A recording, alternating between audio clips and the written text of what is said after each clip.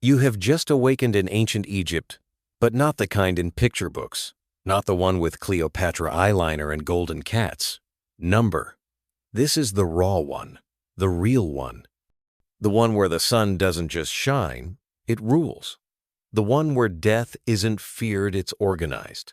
And the strangest part? You are completely irrelevant. Here, time does not bend for you.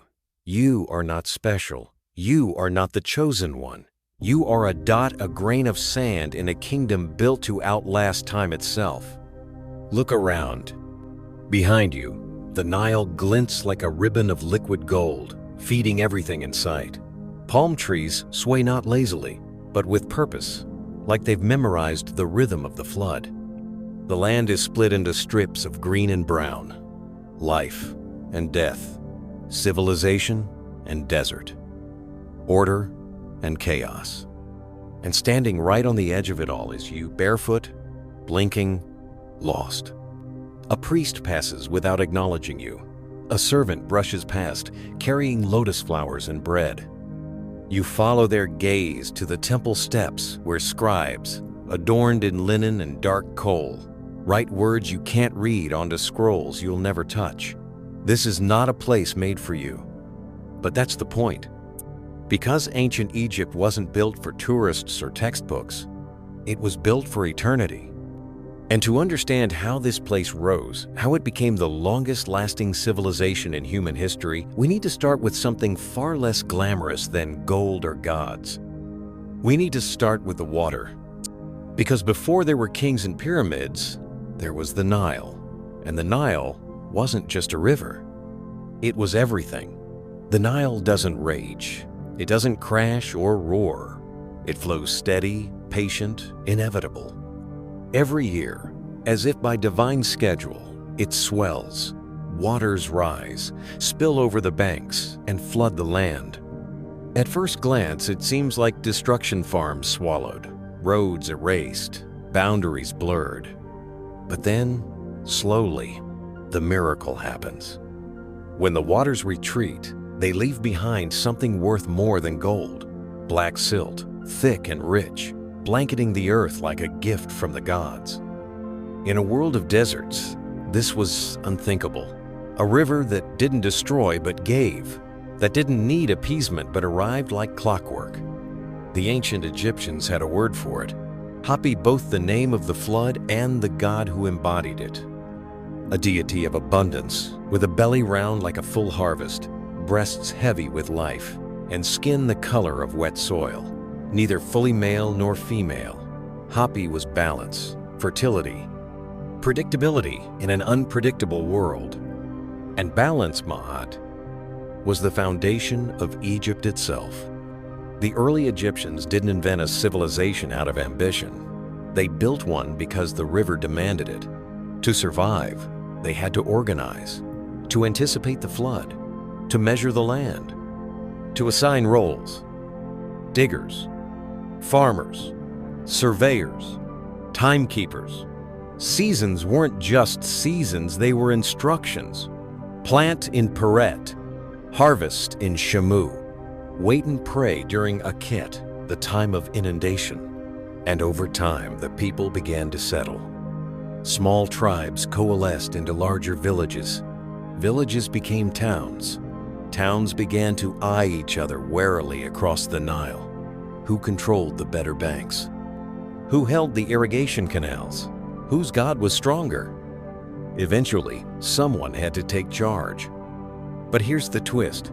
Egypt wasn't born in a single moment. It was born twice. There were two Egypts, Upper and Lower, and they could not have been more different. Upper Egypt, in the south, was narrow and rugged, squeezed between cliffs and cataracts. Its people were hard, used to scrabbling life from rocky soil. Lower Egypt, in the north, was wide and lush, spread out across the great fan of the Nile Delta. Here, the land practically grew crops on its own. It was soft, rich, tempting. For centuries, these two lands competed, two cultures, two crowns, two gods. But around 3100 BCE, a man named Narmer appeared. His name is whispered like myth, carved on a ceremonial palette with brutal clarity. In one scene, he smashes the skull of an enemy with a mace. In another, he wears both crowns, the white of Upper Egypt and the red of Lower Egypt, a visual fusion that would become iconic for centuries. With Narmer came unity, and unity brought a new kind of power. Because Narmer wasn't just a conqueror, he was something else, something no human had claimed before. He was the first pharaoh, and he didn't just rule by force. He ruled as a god. Imagine that. One man, not just leading, but becoming the bridge between earth and sky. A living Horus, a walking divine. It changed everything. Because once the pharaoh was a god, obedience wasn't just smart, it was sacred. And if the pharaoh was divine, then his land had to reflect that divinity. Order had to ripple outward. Villages became provinces. Temples rose like stone prayers. Language crystallized into hieroglyphs. And everything, every grain of wheat, every jar of beer, every brick in every wall now flowed toward a single, God-appointed center. Egypt had become a state, and it was only just beginning. Because now that there was a god on the throne, the next logical question followed. What happens to a god when he dies? When a king dies, you bury him. When a god dies, you build forever. That was the logic at the heart of early Egypt, a belief so profound, so stubborn, that it would reshape the desert itself. Because if the pharaoh was divine, then death wasn't his end. It was a passage, a dangerous, twisting journey through a realm of demons, fire, and judgment, a voyage that had to be survived. And for that, he would need help. He would need spells, tools, guards, furniture, food, weapons, models of servants, boats, gold, sculptures, even full-sized ships. The tomb wasn't a grave. It was an operating system. The early kings of Egypt, the ones we now call pharaohs of the first and second dynasties, began modestly. They were buried in mastabas, low rectangular tombs made of mud brick, sometimes with multiple chambers. But their ambitions were already growing. In Abydos and Saqqara, they built increasingly elaborate complexes, underground rooms with stone floors, wooden linings, and hidden treasures. Some were buried with sacrificial victims, servants, dogs, concubines, people they might need in the afterlife. But the real shift came in the third dynasty, with a man named Djoser. His architect and likely priest, doctor, and polymath was a genius named Imhotep. And together, they changed the world. At Saqqara, Imhotep stacked mastabas one atop the other, not by accident, but by design. The result was something no one had ever seen before, a six-tiered limestone structure reaching into the sky. The first pyramid, not a true pyramid yet, not the smooth-sided triangle we imagine, but something older, cruder, like a staircase to the heavens. The step pyramid wasn't just big, it was revolutionary, over 200 feet tall, entirely encased in gleaming white limestone. Beneath it stretched a labyrinth of tunnels and chambers. There were dummy buildings, false doors, traps. The whole complex was a model of eternity, a city for the dead. Djoser wasn't just buried. He was launched into myth, into memory, into a structure that still stands today, 4,600 years later. But that was just the warm-up. Because within a century, Egypt began building structures so colossal, so precise, that even today we struggle to understand them. The Old Kingdom had begun, and its pharaohs were dreaming in stone. At a place called Giza, 3 generations of rulers would attempt the unthinkable, to freeze divine authority in geometry. First came Sneferu, Djoser's descendant. He wasn't satisfied with one pyramid, he built at least 3. The bent pyramid, with its strange change of angle halfway up. The red pyramid, a smoother, more refined version, the first true pyramid in history. Then came Khufu, his son. Khufu wanted more. His pyramid, the Great Pyramid of Giza, would be 481 feet tall, taller than any man-made structure for almost 4,000 years.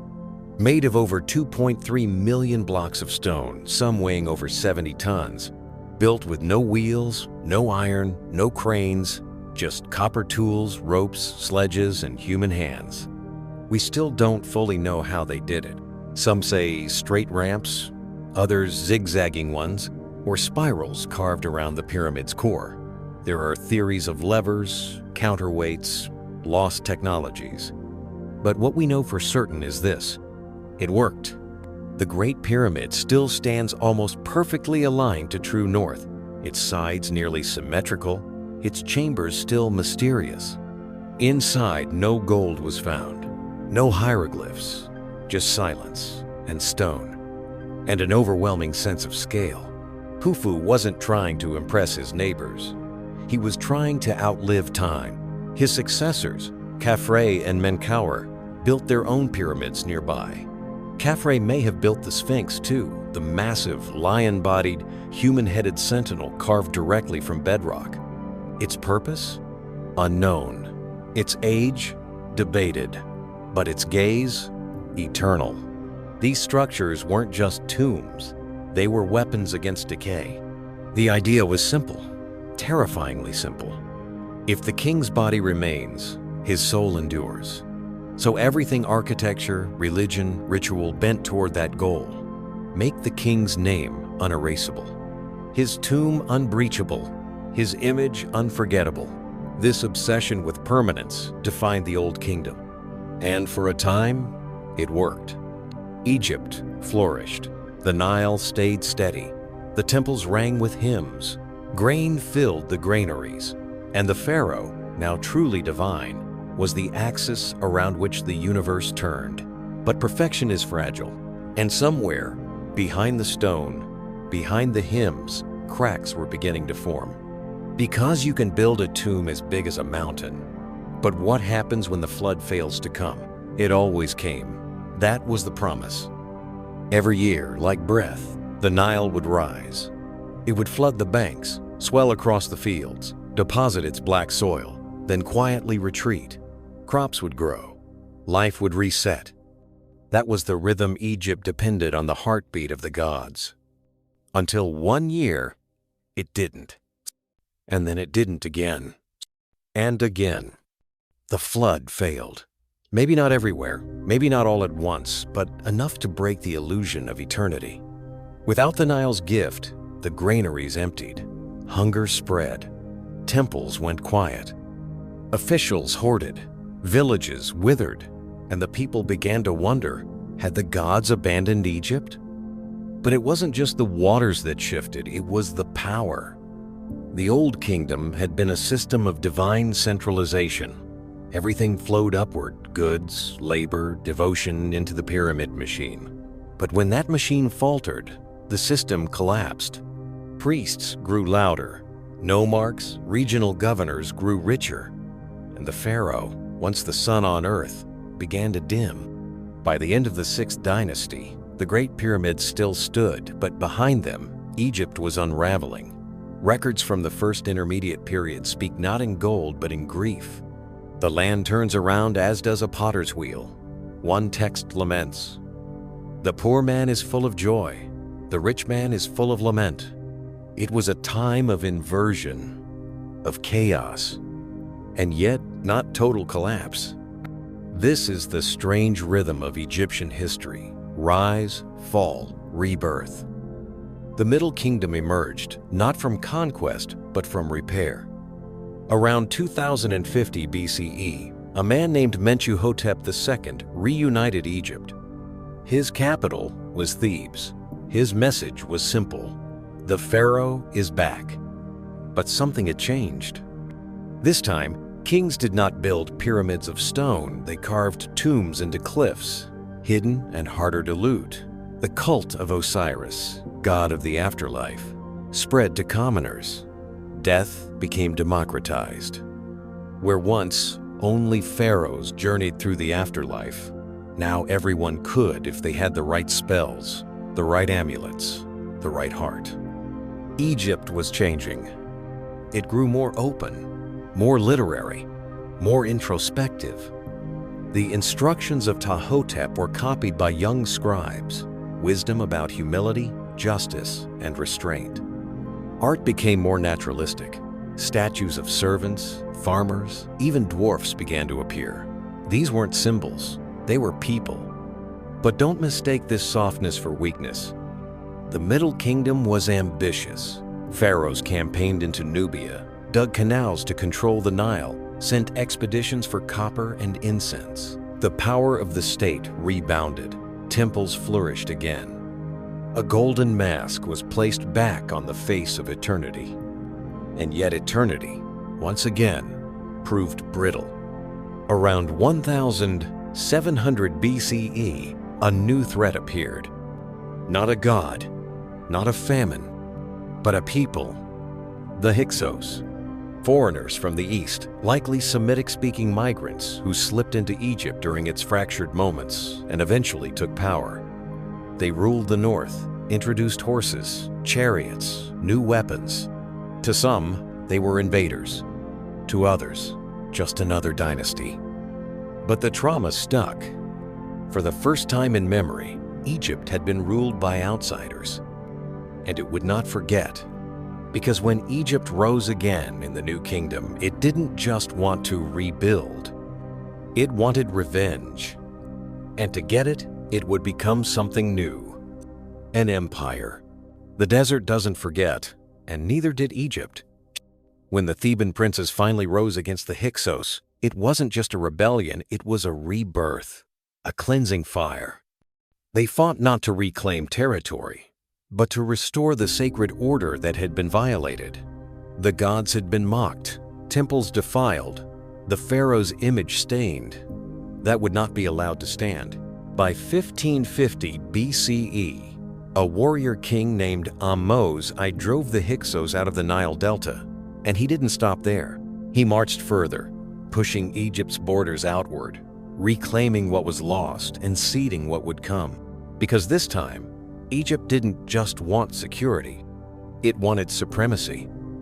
And so began the New Kingdom, the most powerful, most extravagant, most global chapter in all of Egyptian history. This was Egypt, with gold under its fingernails, steel in its bones, and ambition in its temples. Pharaohs no longer ruled just Egypt. They ruled an empire stretching from modern-day Sudan in the south to the Euphrates in the north. Vassals sent tribute. Conquered kings bowed. Enemies trembled. And at the center of it all stood a being more than human, less than divine, and somehow both. The Pharaoh. Now more than ever, he was no mere ruler. He was the living Horus, the voice of Ma'at, the literal beating heart of the cosmos. His face was on statues 200 feet tall. His name was carved into stone 100 miles from home. His every breath was political, cosmic, sacred. He was the axis. And among these giants of history, one stands taller still. Thutmose III, sometimes called the Napoleon of Egypt, a warrior king who led at least 17 campaigns into Canaan and Syria. He carved his victories into temple walls with stunning precision. Cities besieged, kings captured, loot paraded home. The wealth of Asia poured into Egypt not just gold, but ideas, scribes, spices, artisans. But Thutmose didn't rule alone, not at first, because for over 2 decades, the throne was officially in the hands of Hatshepsut, his stepmother, regent, and then full-fledged pharaoh. Yes, a woman ruled Egypt, and not from behind a curtain, from the throne. Hatshepsut, dressed as a king, wore the false beard, took the throne name Matkare. She built monuments that stunned even her critics, most famously the mortuary temple at Deir el-Bahri, carved into the cliffs of Thebes like a temple growing straight from the stone. Her reign was one of peace, prosperity, and dazzling trade. She sent fleets to Punt, a semi-mythical land rich in myrrh, ebony, and exotic animals. Reliefs show baboons arriving by ship, incense trees being planted in temple gardens. Egypt, under Hatshepsut, wasn't just strong, it was curious. But her power came at a cost. After her death, her name was chiseled out of monuments, her statues smashed, her memory erased, or at least attempted. Why? Perhaps Thutmose III resented her grip on power. Perhaps the idea of a woman pharaoh was too dangerous to let stand. We may never know. But her temple still stands, and her name, forgotten for centuries, now echoes louder than ever. Because Egypt had changed, and the pharaoh, whether male or female, was now something more than a symbol. He was the embodiment of will. And no one embodied that will more completely than the pharaoh who came next. Not a builder, not a priest, not a philosopher, a radical, a heretic, and maybe, just maybe, a madman. His name was Akhenaten, and he would try to erase the gods themselves. Picture a man standing alone under the sun, not just in it, worshiping it, talking to it, listening, maybe, not the way others do, with prayers to 1,000 gods in 1,000 forms. No, this man doesn't speak to Osiris or Thoth or Hathor. He speaks to the disk in the sky, the Aten, the sun itself. That man was Amenhotep IV, a pharaoh by blood, but something else entirely by spirit. He would soon rename himself Akhenaten, effective for the Aten, and what he did next would shake Egypt's soul. He declared war on the gods, not in battle, but in belief. Akhenaten didn't just elevate Aten to the top of the divine hierarchy, he wiped the others away. No more Amun, king of the gods. No more Isis or Horus. No more pantheon, just Aten the sun disk, giver of light, source of life. And not just as a deity, but as the only deity. This was monotheism, 1,300 years before Moses, 500 years before Zoroaster. A single God for a single truth. And at the center of that truth, Akhenaten himself, the sun's only voice on earth. It was spiritual revolution, but it was also political suicide. The priesthood of Amun, enormously wealthy, influential, practically untouchable, was suddenly cut off. Their temples abandoned, their names scrubbed from stone. Power that had taken centuries to build collapsed overnight. Akhenaten didn't stop there. He moved the capital to a new city, Akhetaten, modern-day Amarna, built from scratch in a desolate plain between cliffs and sand. It wasn't just a relocation. It was a declaration. The old Egypt is dead. And his Egypt? It was strange. Art shifted overnight. Where once pharaohs were carved with serene perfection, now they appeared elongated, almost alien. Wide hips, narrow faces, bulging bellies. Akhenaten himself was depicted with an eerie androgyny, neither masculine nor feminine, beautiful nor grotesque. It was a style the world had never seen before and hasn't seen since. Even family life appeared. For the first time in Egyptian art, we see scenes of tenderness, the king kissing his daughters, lounging with his queen. And that queen, Nefertiti, was no ornament. She was a co-ruler, a shadow pharaoh, a name nearly as bold as his own. But the devotion wasn't universal. Outside the city, the people still whispered the names of the old gods. Traders hesitated, soldiers grumbled, scribes left things blank. And while Akhenaten sang hymns to the sun, Egypt's empire began to fracture. Vassals in Canaan revolted. Foreign envoys begged for aid. Egypt, once feared, now felt absent. Then, suddenly, Akhenaten died, and with him, the Aten faded. What followed was chaos. A brief, murky reign by a mysterious figure named Smenkhare, perhaps Nefertiti under another name, or a son, or both. History is uncertain. But what came next was all too clear. A boy named Tutankhaten, living image of the Aten. But not for long. He soon changed his name to Tutankhamun, living image of Amun. The old gods returned. Temples were reopened. Statues of Amun recarved. Akhenaten's name and city were buried literally. His sun temples were dismantled. His memory cursed. The greatest religious experiment in Egyptian history was erased in less than a generation.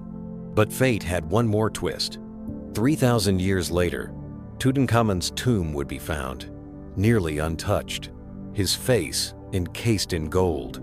His name, once obscure, now shouted from billboards and museums. And Akhenaten? His city lay in ruins, his revolution forgotten. But not quite. Because even buried in sand, his questions still echo. What if there's only one truth? What if the gods we know are shadows? What if power begins by choosing what to believe? Dangerous thoughts. And one's Egypt would never dare entertain again. So, when the next great pharaoh rose, he did not challenge the gods.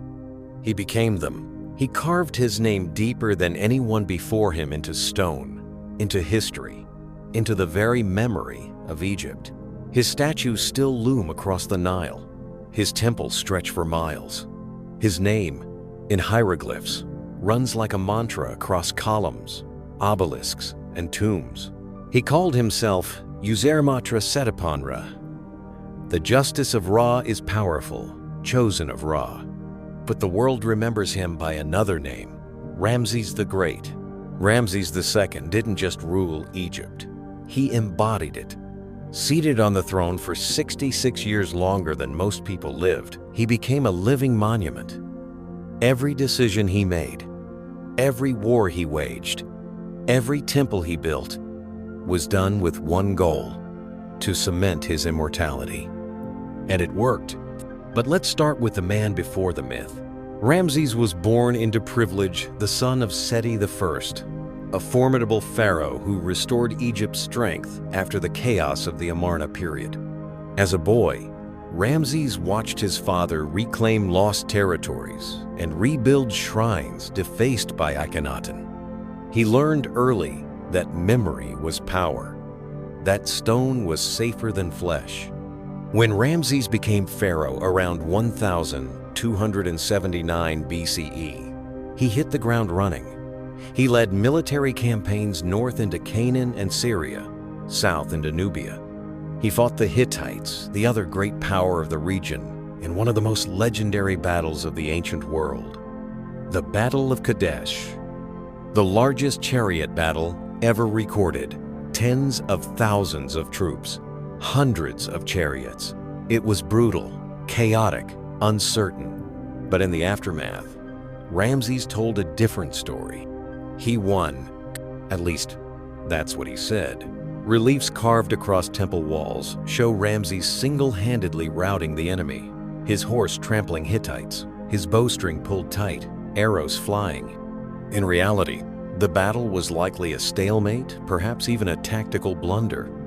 But that didn't matter, because Ramses understood something deeper than victory. Perception is eternity. He flooded the temples with images of conquest. He immortalized his triumph in stone. He negotiated the world's first known peace treaty, inscribed in both Egyptian and Hittite, a move that turned rivals into allies and secured his legend as a diplomat as well as a warrior. But Ramses wasn't done. He began building obsessively. At Abu Simbel, he carved his image into a mountain. 4 colossal seated statues of himself guard the temple entrance, each nearly 70 feet tall. Inside, solar alignments ensure that twice a year, the sun pierces the inner sanctuary and illuminates the gods and Ramses seated among them. Not behind them, among them. At Luxor and Karnak, he expanded the great temple complexes, leaving rows of statues, columns, and obelisks inscribed with his name, sometimes erasing others to make space. His building projects stretched across Egypt and Nubia. His tombs were lavish, his images godlike. But perhaps the most telling monument? His city. Pi-Ramesses, the House of Ramses, a capital raised from dust, filled with palaces, temples, stables, and military quarters. A city designed to declare one thing: I am Egypt. He had wives many, sons dozens, daughters countless. One wife, Nefertari, he elevated above the others. Her tomb in the Valley of the Queens is a masterpiece, walls alive with color, her face still radiant after 3,000 years. He wrote her love poems, called her the one for whom the sun shines. But not even love could distract from his mission. Ramses wanted to be remembered not just as a king, but as a force, a storm in the shape of a man. And for a time, he succeeded. When he died at perhaps 90 years old, he had ruled for longer than any other pharaoh. Egypt was stable, prosperous, at peace. He was buried in a massive tomb, mummified with care, hidden beneath layers of ritual and rock. But time, as always, moved on. His successors struggled to live in his shadow. The empire began to slip. Foreign powers grew stronger. Priests gained influence. And soon, the pharaoh once a god began to fade into symbol. Ramses had built a world of grandeur, but even grandeur cannot outrun gravity. And just beneath the polished stone, something old and familiar was stirring. Doubt. The cracks didn't show in the temples. They showed in the silences between prayers. For centuries, Egypt had stood like a monolith, unmoving, immortal, assured. The Nile flowed, the crops came, the gods answered. The pharaoh ruled, everything in its place. The cosmic balance Ma'at held steady, but Ma'at is fragile, and what came next would test it to the breaking point. After Ramses the Great, the throne passed to his descendants. Some were competent, some not, but none could match his grip on the world. The Egyptian empire began to contract. Canaanite cities rebelled. Trade routes were threatened. The gold of Nubia slowed to a trickle, and on Egypt's edges, a new terror whispered through the waves. The Sea Peoples. We don't know who they were, not exactly. Their origins are debated, perhaps Mycenaean Greeks, or displaced Anatolians, or a coalition of refugee warriors. What we do know is this: they were devastating. Like a tide of fire, they swept across the eastern Mediterranean around 1200 BCE. They burned cities, crushed kingdoms, collapsed empires. The Hittites vanished. Ugarit disappeared. The entire Bronze Age world teetered. And they came for Egypt. Twice. Under Ramses III, the last great pharaoh of the New Kingdom, Egypt rallied. Reliefs at Medinet Habu show the battle. Ships colliding, archers firing from shore, warriors in horned helmets falling into the sea. Ramses claimed total victory. He even built a monument to it. But even if Egypt survived militarily, something else broke. The economy staggered. Tomb workers went unpaid. Strikes real, documented strikes appeared. The Deir el Medina artisans, who built the tombs of the kings, refused to work. They were starving. Papyrus records show their words: "We are hungry. We have no clothes. We have no oil. We have no fish." And if the king could not feed his tomb builders, what power did he truly hold? Behind the scenes, the priesthood of Amun was growing, not just spiritually, economically. The temples owned land, workers, animals. They collected taxes. They became corporations wrapped in incense and gold. And eventually, they didn't need the pharaoh's permission to act. In time, they didn't even need the pharaoh. As the 20th dynasty faded, Egypt began to fracture not with swords, but with overlap. A pharaoh ruled in name, but a high priest of Amun ruled in deed.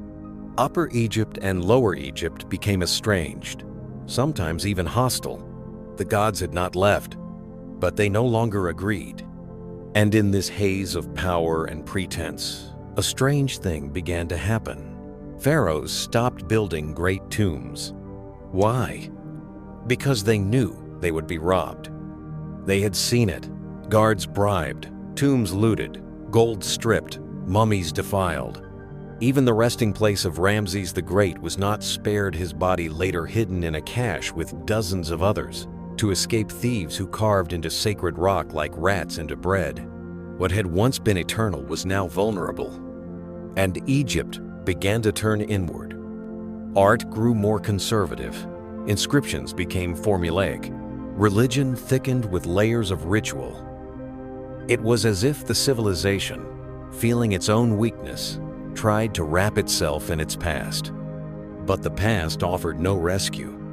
Foreigners entered the vacuum. First, the Libyans, not in a wave of war, but as settlers, mercenaries, governors.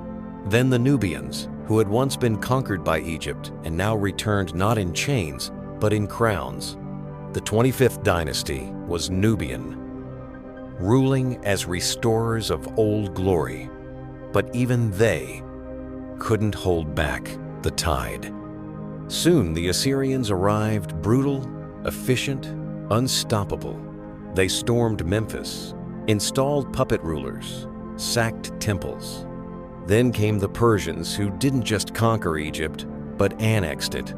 Darius I, Xerxes, their names etched into hieroglyphs beside pharaohs not as equals, but as replacements. For a time, Egypt would break free again. Native dynasties rose. The Hittite period brought reforms, trade, even a cultural revival. But it was short-lived.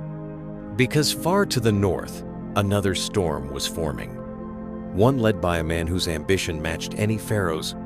His name was Alexander, and he wasn't coming to worship the gods of Egypt. He was coming to replace them. He arrived like a vision. 24 years old, cloaked in dust, crowned in conquest. He had already shattered Persia, marched through Babylon, knelt before oracles in the desert. And now he stood at the edge of the Nile, a foreigner, a lightning bolt, a myth in the making. Alexander the Great. But Egypt didn't resist him. They welcomed him. Because compared to the Persians, Alexander was a whisper. He didn't desecrate temples. He restored them. He offered sacrifices to Egyptian gods. He stood before the priests of Amun at Siwa Oasis and, legend says, was declared the son of the god himself. He became, in the Egyptian imagination, a new pharaoh. But he wasn't here to stay. Alexander left Egypt after just a few months. He had other empires to chase, other worlds to break. But before he left, he made a single decision that would change history. He founded a city, Alexandria, a place for gods, scrolls, and ships. A city on the edge of the Nile and the Mediterranean, the seam where two worlds would be stitched together. After Alexander's death, his generals carved up his empire like vultures around a banquet. Egypt went to Ptolemy, his companion and bodyguard, a man who declared himself pharaoh, built his dynasty atop Greek foundations, and began the final chapter of ancient Egypt. The Ptolemies ruled not as invaders, but as inheritors. They kept the titles, wore the crowns, performed the rituals. But behind the symbols, Egypt was changing. Hieroglyphs still adorned temple walls, but Greek filled the marketplaces. The Book of the Dead was still copied, but Plato was now being taught alongside it. This was a hybrid world, part pharaoh, part philosopher. And at the peak of this world stood one woman, Cleopatra VII. Forget the seductress in the movies. Cleopatra was brilliant, fluent in at least 7 languages, educated in mathematics, astronomy, literature, and medicine. She was the only Ptolemaic ruler to speak Egyptian fluently, a queen who understood both the soul and the symbols of the land. But she ruled in a time of tension. The Roman Republic was rising. And Egypt, rich, strategic, and exotic, became the chessboard for its internal conflicts. Cleopatra, aligned with Julius Caesar, bore him a son and briefly restored Egypt's power. But after Caesar's assassination, she turned to Mark Antony, forging both a romance and a military alliance. It was doomed. Their enemies, led by Octavian, the future Augustus, branded her a manipulator, a foreign threat, a sorceress. The propaganda was relentless. The reality, more complex. Two people, outmatched, clinging to a dying dream. In 30 BCE, after defeat at the Battle of Actium, Cleopatra and Antony took their own lives, not with snakebite alone, but with the full weight of loss pressing down on them. And with Cleopatra's death, ancient Egypt died too. Not symbolically, literally. The Romans annexed the land. Egypt became a province. The temple stayed open for a time. The priests continued their rites. But the heartbeat of the old world had stopped. No more pharaohs, no more god-kings. No more Egypt, not as it had been for 3,000 years. And yet, even as the empire fell, something else remained. The people. Farmers still tilled the black soil left by the Nile. Artisans still carved gods into walls. Scribes still lit lamps and whispered prayers into the dark. Egypt, the empire, had ended. But Egypt, the idea, the civilization, still breathed. Quietly. In fragments. Waiting. Time passed. Centuries slipped by like grains through fingers. The names changed: Augustus, Hadrian, Constantine. Rome waxed and waned, and Egypt shifted with it. No longer the center of the world, but a satellite, a relic, a province carved in the shape of memory. But even in decay, Egypt remained enchanted. The Romans couldn't resist it. They filled their villas with obelisks and sphinxes, painted papyrus gods onto their walls, copied Egyptian customs into their funerary art. Even emperors styled themselves as pharaohs, not out of faith, but because the role still mattered. Egypt, even broken, still wore the mask of eternity. But the break was deepening. Christianity came, and with it, a new language of belief. No more Osiris, no more Horus, no more Ra sailing his bark through the underworld. Churches replaced temples. Crosses replaced ankhs. Saints replaced gods. To early Christians, Egypt's old religion wasn't just false, it was dangerous, pagan, blasphemous. So they tried to silence it. They closed temples, banned rituals. And in 391 CE, the Temple of Philae, one of the last sanctuaries of the old gods, was shuttered by imperial decree. That same year, mobs in Alexandria, once the jewel of Alexander, destroyed the library of Serapeum, erasing scrolls and statues, and possibly the last true keepers of Egypt's ancient knowledge. The script was next. Hieroglyphs, once sacred, became meaningless. Fewer and fewer people could read them. They were replaced by Coptic, then Arabic. Eventually, the last known hieroglyphic inscription was carved in 394 CE, a lonely phrase on a Nubian temple wall. And then, silence. For 1,500 years, no one on earth could read the language of the pyramids. Egypt fell into myth. To medieval Europe, it became a land of biblical stories and legends: the Exodus, the plagues, Joseph and Pharaoh, Moses in a reed basket. Egypt was no longer a civilization. It was a backdrop, a setting for moral tales. And yet, even as its voice went silent, its image remained loud. In palaces, obelisks were dug up and shipped across seas. In paintings, queens wore gold headdresses and stared out with coal-lined eyes. The Renaissance artists copied Egyptian forms. Napoleon marched into Cairo with archaeologists in tow. Egypt became something else entirely, an object of obsession. And then, In 1799, on a dusty battlefield near the town of Rosetta, a broken black stone was found by French soldiers. It contained a decree, written 3 times, in Greek, in Demotic, and impossibly in hieroglyphs. The Rosetta Stone. It was the key.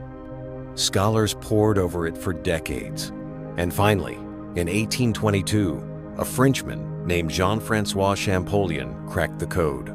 The hieroglyphs spoke again. The walls of tombs began to whisper. The Book of the Dead, silent for centuries, was readable. Egypt's voice had returned. But this rebirth came with a price. Because the Egypt that emerged was no longer Egyptian. It belonged now to Europe, to archaeologists, museums, adventurers, looters. The tombs were opened. The treasures removed. Mummies were sold, burned, unwrapped at parties like curiosities. Entire temples were cut from cliffs and relocated. This was not resurrection. It was dissection. And yet, even in this strange second life, Egypt glowed. In 1922, an English archaeologist named Howard Carter entered a sealed tomb in the Valley of the Kings. Inside, untouched for over 3,000 years, lay the boy king whose name had once restored the gods, Tutankhamun. His face, gold and serene, stared out from the death mask. His treasures filled rooms. His sandals still held his footprint, and the world stood breathless. A global Egyptomania exploded. Tutmania. The pyramids became postcards. The Sphinx became a symbol. Everyone wanted a piece of Egypt. But few asked what Egypt wanted, and fewer still understood what had really survived. Not the treasure, not even the temples, but the belief, old and defiant, that memory can conquer death. Because Egypt never truly vanished. It just went underground, waiting, always, for someone to listen. And now that the dead had begun to speak again, it was time to ask, what did they leave behind? Not in tombs, in lives. You might think a civilization so ancient, so drenched in gods and gold, wouldn't leave space for ordinary people. You'd be wrong. Because beneath the pyramids and behind the temples, Egypt was alive with voices, not just of pharaohs, but of farmers, midwives, soldiers, scribes, and mourners. And if you want to understand Egypt, truly understand it, you don't start with Ramses. You start with the people who buried him. In a dry valley west of the Nile lies a village that shouldn't exist, a collection of stone huts tucked against the cliffs, far from the splendor of palaces. This was Deir el-Medina, home to the artisans who built and decorated the tombs of the Valley of the Kings. But this wasn't a slave camp. It wasn't a labor pit. It was a community. These were craftsmen highly skilled, literate, and respected. They painted the Book of the Dead on tomb walls. They carved spells into stone. They shaped eternity one pigment stroke at a time. And they left behind records. Thousands of them. Grocery lists, arguments, love notes, lawsuits, prayers, jokes. One man complains that his neighbor borrowed his cloak and won't return it. Another files a sexual harassment complaint. A scribe draws a little sketch of his coworker as a monkey with a caption mocking his laziness. In these scraps, Egypt breathes. And in the center of their world was not the pharaoh, but death not as a tragedy, but as a journey. Every Egyptian, rich or poor, was preparing for death their whole life. Not because they feared it, because they wanted to survive it. To die unprepared in Egypt was to vanish. But to die with the right rites, the right spells, the right name that meant survival. Because to be forgotten was the real death. That's why even commoners scraped together savings for tombs, coffins, and amulets. Why people buried small statues, shaptas, that would come alive in the afterlife and do their labor for them. Why even the poor had their own mini Book of the Dead. And here's the thing. The Book of the Dead wasn't a book. Not really. It was a toolkit, a collection of spells, illustrations, and instructions for navigating the underworld. There were gates, judges, beasts, rivers of fire. The journey wasn't a rest, it was a test.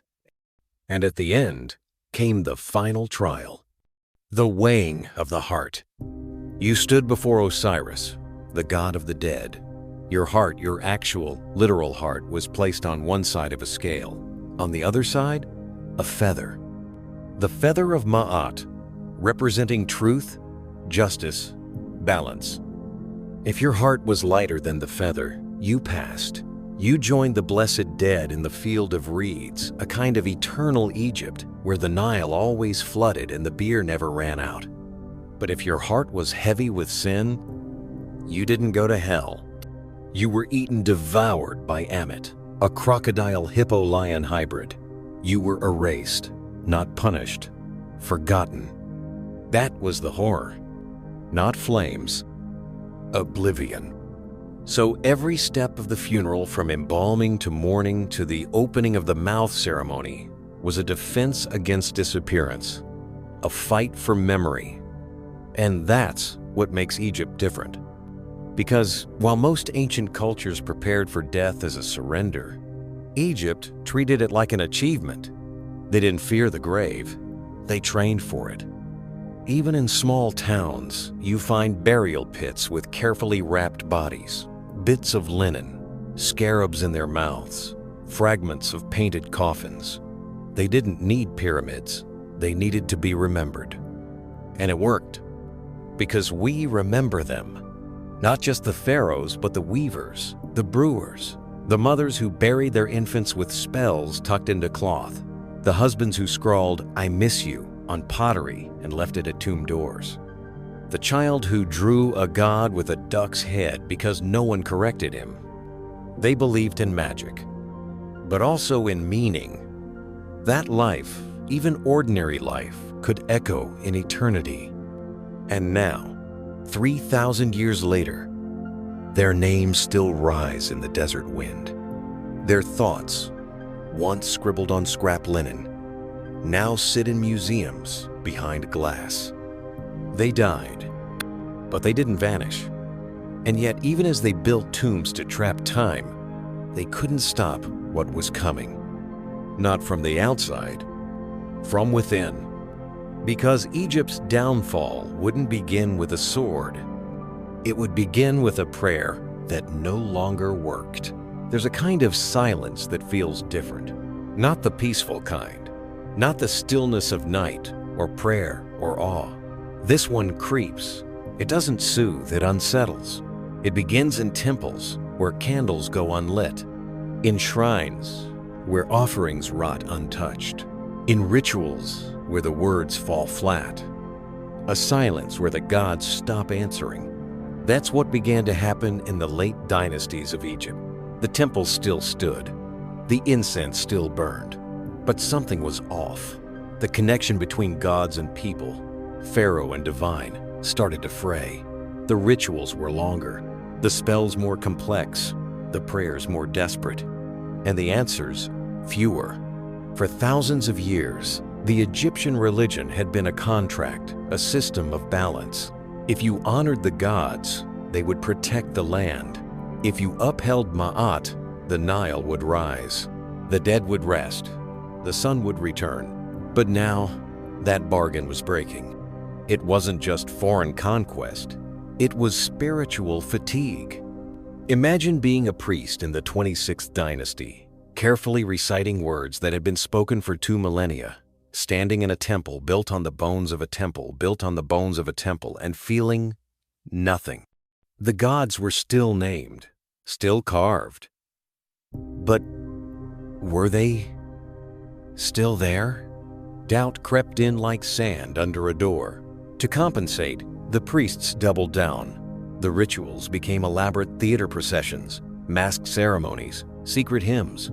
The scrolls of the dead grew longer, more spells, more complexity. The faith tried to protect itself by becoming denser, but density is not strength. And as the gods withdrew, the people began to look elsewhere.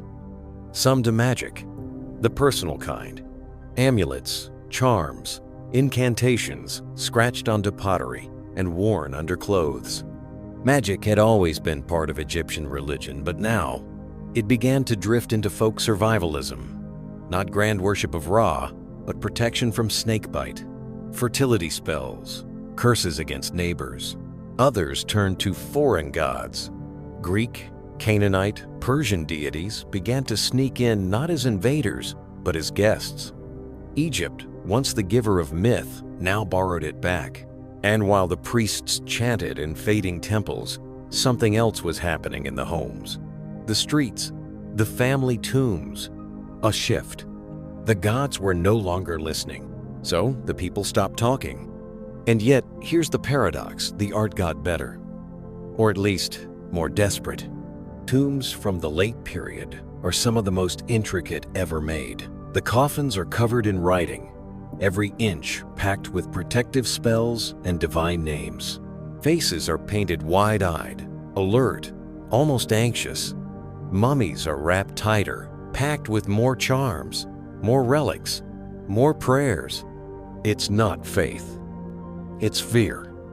A fear that maybe it won't be enough, that maybe the feather of Ma'at will fail, that maybe there's nothing after this at all. This was Egypt, in its twilight clinging to immortality by sheer will. Outwardly, it still looked eternal. The temples gleamed, the columns stood, the Nile still rose.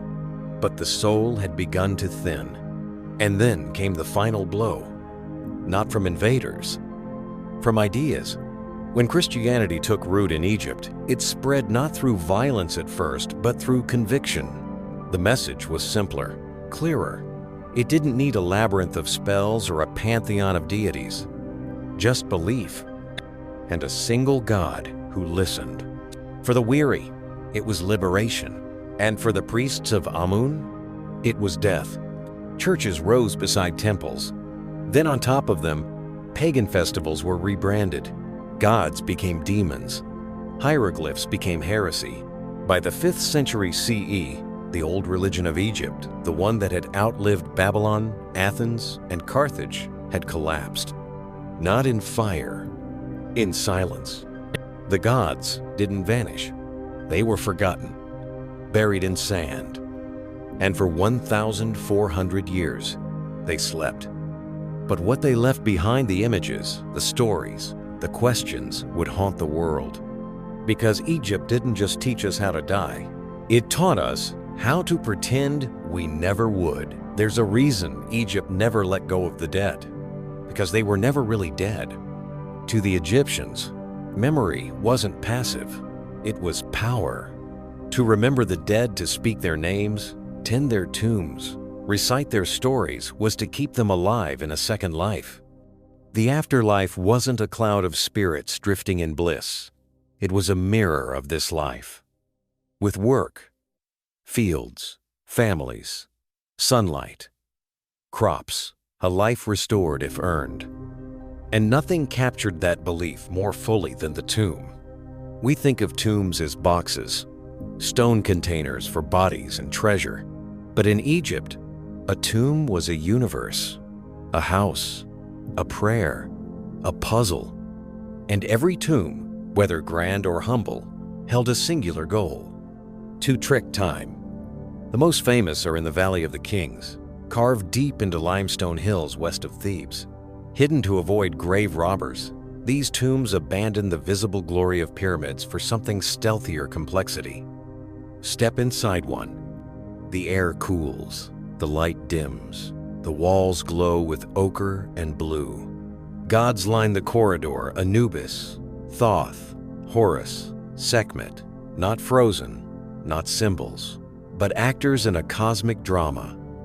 The Book of Gates, the Book of Caverns, the Amduat texts meant to guide the soul through night. Because to reach eternity, you didn't just die. You had to journey across rivers of fire, past serpents with multiple heads, through portals guarded by knife-wielding demons. And at every stage, you were judged, challenged, measured. That's why spells were painted on walls, carved into sarcophagi, tucked into linen wrappings. The soul needed tools. The body needed protection. Even the heart scarab, placed over the chest, was enchanted to keep your own heart from betraying you during judgment. The level of detail is staggering. Tomb builders weren't just architects. They were engineers of immortality. Every inch, every angle, every pigment served a purpose. The direction of the tomb, the alignment of chambers. The color of the ceilings often painted dark blue with golden stars to mimic the night sky. Even the ceilings told stories. One tomb shows Nut, goddess of the sky, arched over the earth, swallowing the sun each night and birthing it each morning. A cycle of resurrection played on an endless cosmic loop. The tomb was a machine, but it was also a message, a reminder that death wasn't an ending. It was a challenge. And if you prepared well, if your name was remembered, your body preserved, your rituals performed, you could pass through the dark and rise again. That belief gave birth to practices that now seem strange, like mummification. At its core, mummification was a radical act. It said, this body matters, not just the soul, not just the mind. The flesh itself is part of the afterlife, so preserve it, protect it, wrap it, fill it with resin and linen and charms. Over time, the process evolved. In the Old Kingdom, it was rudimentary salt, drying, basic wrapping. By the New Kingdom, it had become sacred science. The brain was removed through the nose, the organs taken out, embalmed, and placed in canopic jars, each guarded by a divine son of Horus. The lungs, the liver, the stomach, the intestines, each with its own spell, its own protection. The heart, sometimes left in the body, sometimes not, always crucial. Because without it, you couldn't be judged. And without judgment, you couldn't pass through. But this wasn't limited to kings. By the New Kingdom, middle-class Egyptians, scribes, artisans, priests began to afford mummification. Tombs grew humbler, but no less sacred. The democratization of death meant more and more people were trying to cheat the same clock. And sometimes, they got creative. Some were buried with false doors carved into the walls of their tombs, symbolic exits for the soul. Others added letters to the dead, asking for favors, justice, even revenge. Some added tiny models, boats for travel, bakeries for food, soldiers for protection. The tomb became a miniature world. And what does that tell us? It tells us that the Egyptians didn't just believe in the afterlife. They prepared for it like travelers packing for a journey they fully expected to take. And in doing so, they left behind not just graves, but minds painted into stone. Rooms full of fear, hope, ritual, and love. The dead, it turns out, had a lot to say. But if you really want to hear them, to feel what they felt, to see what they saw, you need to go one level deeper. Not into the tomb, into the soul. Because to the Egyptians, that wasn't one thing. It was five. To die in Egypt was not to float away as a wisp of soul. It was not to rise whole and glowing into heaven. It was far more complicated, more intimate, more precise. Because the Egyptians believed the human being wasn't just body and soul. It was 5 parts, 5 distinct pieces of the self, each with its own desires, dangers, and destiny. The first was the Khat, the physical body. Without it, nothing else could survive. That's why it had to be preserved, mummified, guarded, wrapped in linen, soaked with resin. The body was your anchor. Lose it, and the rest of you floated into oblivion. Then came the Ka, your vital essence, the energy of life. It didn't eat air or drink sunlight. It needed real food, real drink offerings placed on your tomb, or your Ka would suffer hunger for eternity. The Ka was what priests fed with daily rituals, what statues were carved to house. It wasn't you, exactly, but your appetite.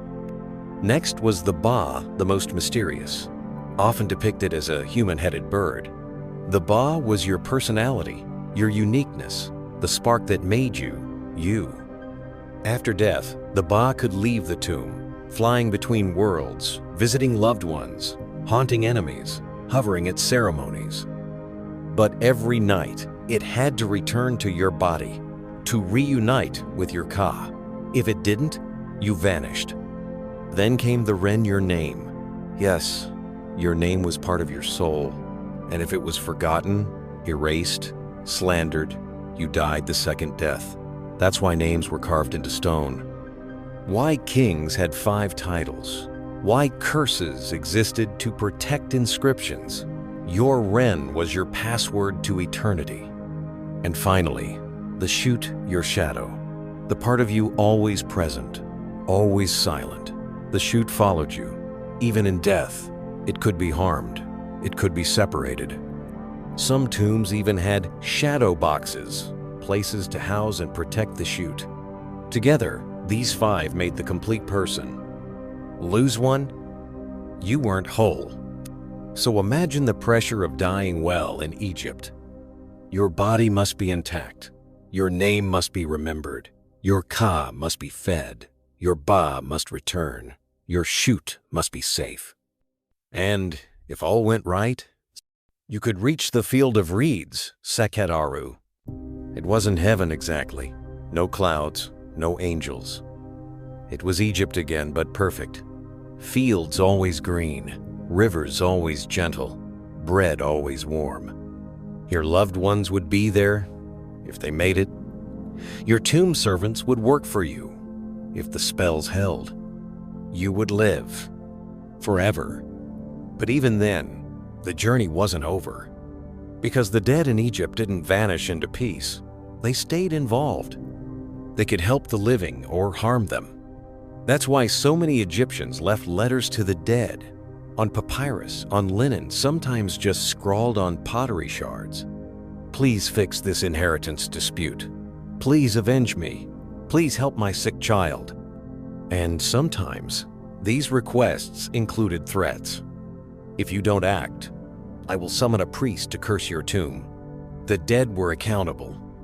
Not divine, not absent, but present, active.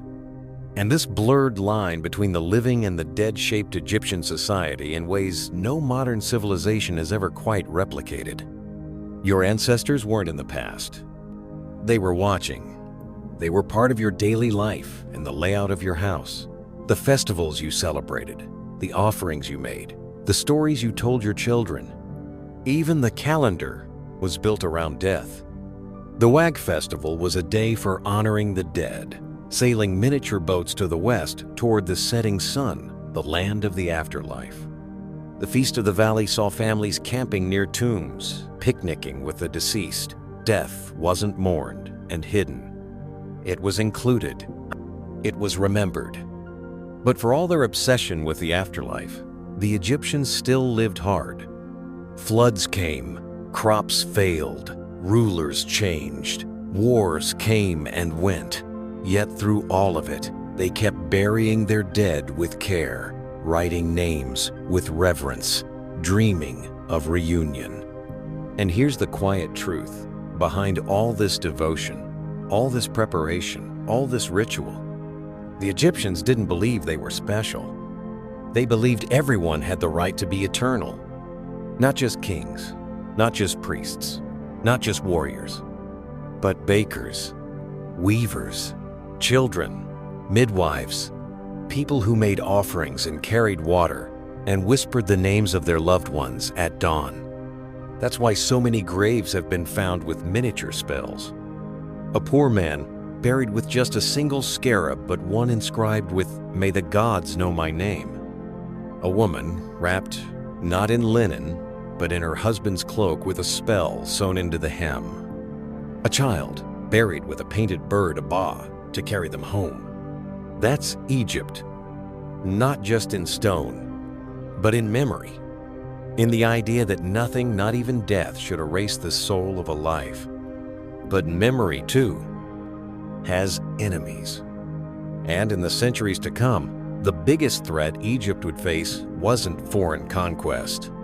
It was forgetting. Forgetting doesn't happen all at once. It's not a thief in the night. It's a slow erasure like wind on stone. Names fade. Stories lose shape. Rituals hollow out into habits. And eventually, a civilization once obsessed with memory becomes a riddle on a ruined wall. That was Egypt's second death. The first was physical temples abandoned, gods silenced, tombs robbed. But the second, the intellectual death, that was worse. Because Egypt had written its soul down in stone, on papyrus, in gold, leaf, and ink, and now no one could read it. The language of the gods, hieroglyphs, had become mute. They were beautiful, strange, shapes of birds and eyes and ankhs and scarabs. They adorned columns and coffins and monuments, but they made no sound. The last person who understood them was long buried. The last priest who read the stars from Karnak had died with his scrolls. And as Christianity swept in, so too did a new language, Coptic and later Arabic. The keys were lost. Egypt, for all its grandeur, became myth. To medieval Europeans, it was a land of mystery. The pyramids were said to be Joseph's granaries. The Sphinx? A cursed beast. Cleopatra became a witch. Ramses became pharaoh of the Exodus. Stories blurred. Truth dissolved. To the Arab chroniclers of the Middle Ages, Egypt was a place of awe. The pyramids were marvels, yes, but no one remembered why they were built. Legends said they were storehouses of ancient wisdom, or tombs for forgotten kings, or built by jinn spirits from the unseen world. But no one really knew. And the irony? The evidence was everywhere. On walls, in scrolls, under sand. But without the ability to read the signs, all the knowledge in the world is a locked door without a key. And then in 1799, someone found the key. A French soldier digging near a fort in Rosetta uncovered a black stone slab. It had a message carved into it in 3 scripts: Greek, Demotic, and hieroglyphic. And crucially, the Greek could still be read. It was a decree from King Ptolemy V, dated to 196 BCE, but the same text was written 3 times. This was a code, a cipher. It would take decades, but in 1822, a young French scholar named Jean-François Champollion cracked it. And the moment he did, Egypt began to speak again. Suddenly, those carved figures weren't just decorations. They were voices, names, dates, prayers, secrets. The tombs weren't just rooms, they were stories. The temples weren't just ruins, they were books, waiting to be read. Champollion's breakthrough was the resurrection Egypt had been waiting for. The second afterlife. A rebirth in memory. And soon, the world responded. The 19th century exploded with Egyptomania. European powers, France, Britain, Germany, sent armies of archaeologists and looters to the Nile. They took obelisks, shipped statues, unwrapped mummies on stage. Museums in London and Paris filled with sarcophagi and scarabs. The treasures of the dead became the trophies of the living. It wasn't reverence. It was consumption. Egypt, once so carefully preserved, became dissected. Tombs were blasted open with dynamite. Papyri were cut and sold in pieces. Temples were flooded by new dams. Entire chunks of the country were boxed, labeled, and shipped abroad. But even amid the frenzy, the world began to listen. The hieroglyphs told of a civilization far more complex than legend had allowed. They revealed not a culture obsessed with death, but one obsessed with continuity, with balance, with beauty, with the idea that life, properly lived, mattered forever. And in 1922, that idea surged back to life. In the Valley of the Kings, British archaeologist Howard Carter uncovered a sealed door. Behind it, a staircase, then a corridor, then a second door, and beyond that, a golden boy. Tutankhamun, a forgotten pharaoh, a minor king. But his tomb, miraculously untouched, was packed with over 5,000 treasures. Chariots, beds, sandals, jewelry, and at the center a golden mask so radiant, it stunned the world. King Tut became a sensation. Egypt was alive again. But the irony? Tutankhamun had been a restorationist, a child king whose brief reign reversed the heresies of his father Akhenaten. And now, thousands of years later, his tomb had restored Egypt's memory. Tourists came in waves. Scholars pored over inscriptions. Hollywood made movies. Museums hosted exhibitions that drew millions. And for a moment, a flicker in the modern world, Egypt wasn't dead. It was remembered. But the question remains, can a civilization truly return? Not as a symbol, not as a story, but as a voice? And if so, what would it say? If ancient Egypt could speak, it wouldn't shout, it would whisper. Because its power was never in its volume, it was in its persistence, in the way it seeped into minds across time, silently bending how we think about life, death, and eternity. And whether we realize it or not, we're still living in its shadow. Start with architecture. Every time you walk past a columned building, you're seeing echoes of Egyptian temples. The Greeks borrowed them, the Romans polished them. And eventually, they found their way into cathedrals, banks, courthouses, and universities. Egypt taught the world how to build with symbolism, how to carve meaning into space. But it wasn't just stone that endured. It was the imagery. The Eye of Horus, the Ankh, the scarab, the pyramid with the floating capstone. It's on your dollar bill. These weren't just religious icons. They were systems of metaphor. The Ankh was not just life. It was the key to life. The scarab wasn't just a bug. It was transformation, a beetle that rolled the sun like a ball across the sky. Egypt made the symbolic literal, and in doing so, made the literal sacred. That's why their writing wasn't just script. It was art. Hieroglyphs didn't evolve for efficiency.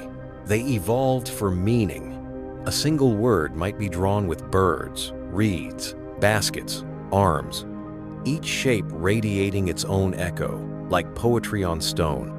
And even though hieroglyphs were lost for over 1,000 years, their style infected everything: medieval talismans, alchemical manuscripts, secret societies, tarot decks. Anywhere that mystery clung, a whisper of Egypt followed. But the most powerful echo, the one that shaped us most, was their obsession with memory. Today, we fear death, but we also fear being forgotten. We curate social media profiles like tomb walls. We immortalize ourselves in photos, journals, digital footprints. We say, never forget, like a prayer. That's Egypt, still speaking. And it speaks loudest in how we treat the dead. Why do we bury loved ones with mementos? Why do we write eulogies? Why do we build monuments, light candles, tell stories? Because deep down, we want what the Egyptians wanted. That death doesn't erase us. That a name said out loud has power. That memory matters. And yet, for all its echoes, there's a tragedy too. Because the Egypt we think we know, with its pyramids, sarcophagi, and mummies in museum glass, is only the surface. The real Egypt, the one that lived, is harder to touch. It's in the fingertips of the woman weaving linen near the Nile. In the voice of a child reciting spells from a clay tablet. In the lamplight of a scribe carefully copying the Book of the Dead by hand. It's in the quiet defiance of a tomb worker striking for unpaid wages. In the scribbled joke in a margin, the overseer is a fool, but he pays well. These weren't legends. They were people. And they're the ones who built eternity, one brushstroke at a time. We often ask why Egypt lasted so long, why it remained a singular civilization, largely unbroken, for over 3,000 years longer than the time between Cleopatra and us. The answer isn't just in gods or gold. It's in belief. They believed the world had an order, that every act mattered, that life and death were woven together, and that a person, no matter how small, could echo across time if remembered well enough. That belief made farmers leave offerings for the dead with the same care as kings. It made parents bury their children with lullabies etched into stone.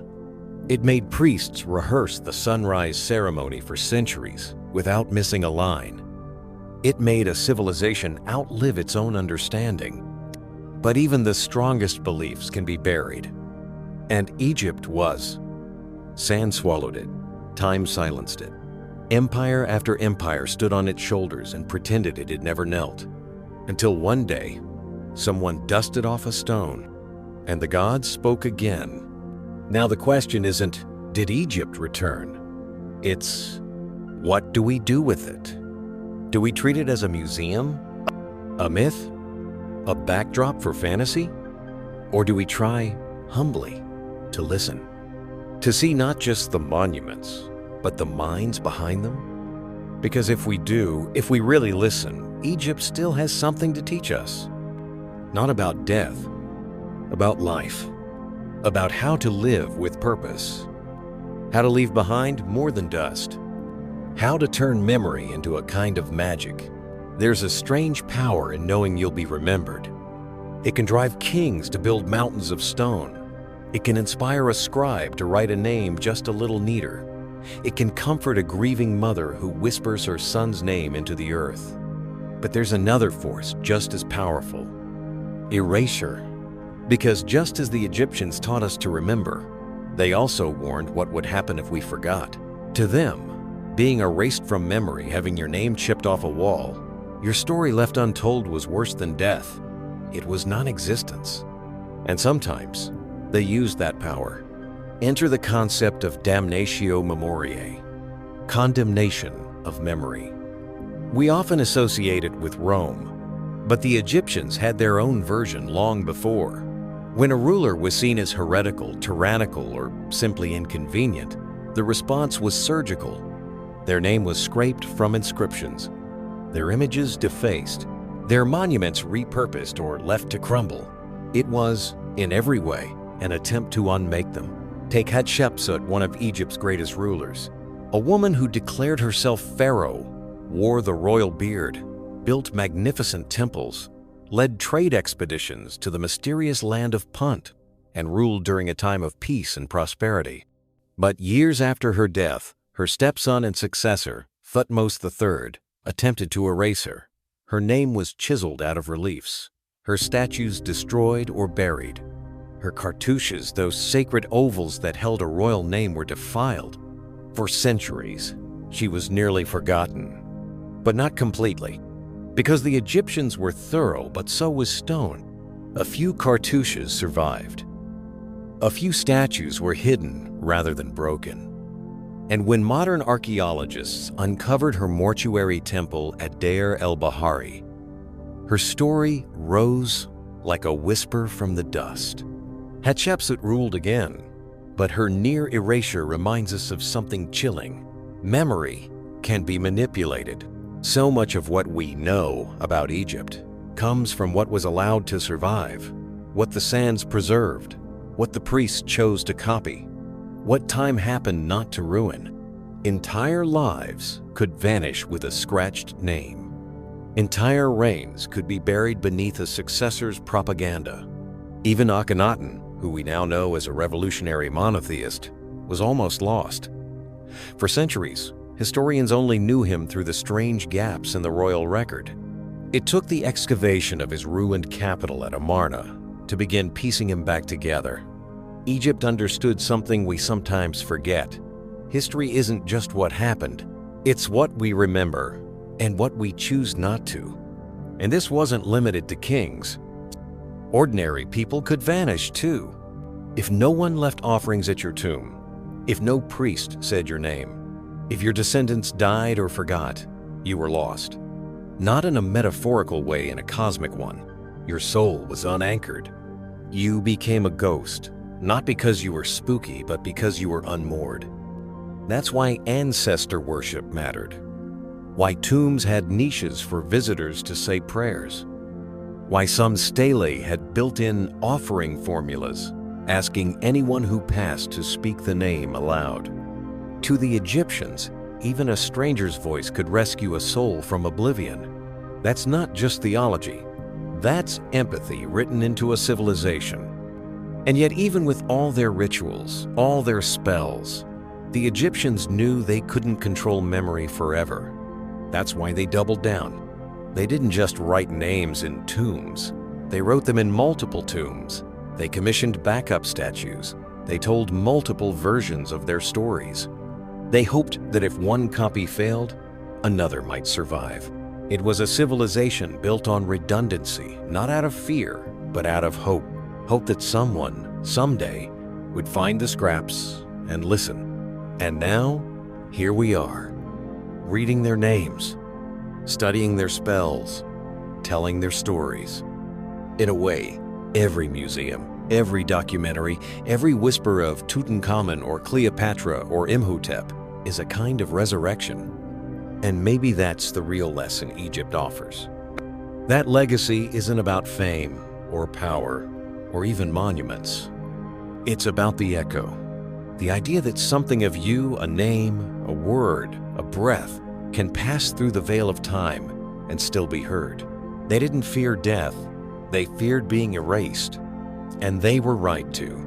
Because forgetting isn't an absence. It's a kind of undoing.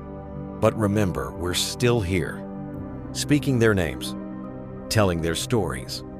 So in a way, the greatest victory of ancient Egypt wasn't its pyramids. It was you sitting here, thousands of years later, still listening. But if Egypt's greatest fear was being forgotten, its greatest miracle was that it wasn't. Not really. Because even as its temples crumbled and its gods fell silent, Egypt didn't vanish.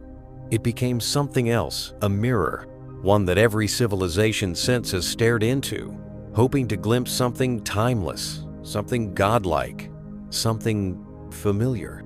And what they saw was themselves. The Greeks saw Egypt as a land of secrets, the source of wisdom too ancient to question. Herodotus called it the gift of the Nile, and wrote that all philosophy came from Egyptian priests. Whether true or not, the myth took root. To the Romans, Egypt was exotic, decadent, mysterious, dangerous. Cleopatra wasn't just a queen. She was an idea, a warning, a fantasy, a power draped in perfume. To early Christians, Egypt became a battleground between faiths. It birthed the Desert Fathers, monks who sought God in silence. It housed the flight of the Holy Family, and yet it was also condemned. Its gods demonized, its rituals buried. To alchemists in the Middle Ages, Egypt was the cradle of hidden knowledge.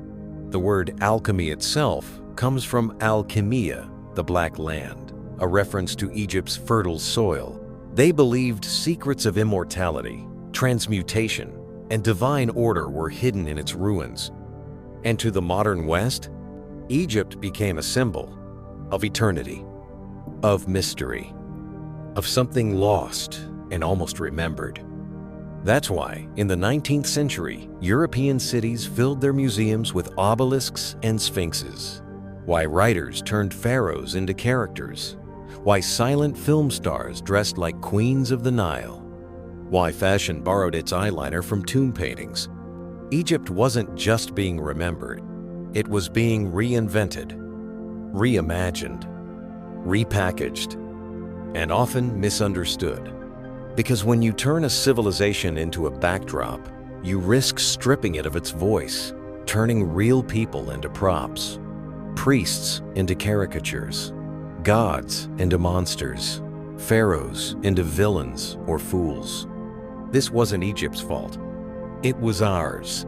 Because Egypt, from the beginning, wasn't about power. It was about balance. Maat wasn't just a goddess. It was the center of everything. The idea that the universe had order, that justice mattered, that truth had weight. Even the gods had to answer to Maat. Even the pharaoh, God on earth, had to uphold her.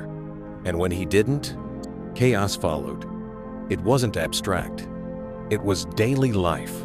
Maat was why the Nile rose, why crops grew, why the sun returned.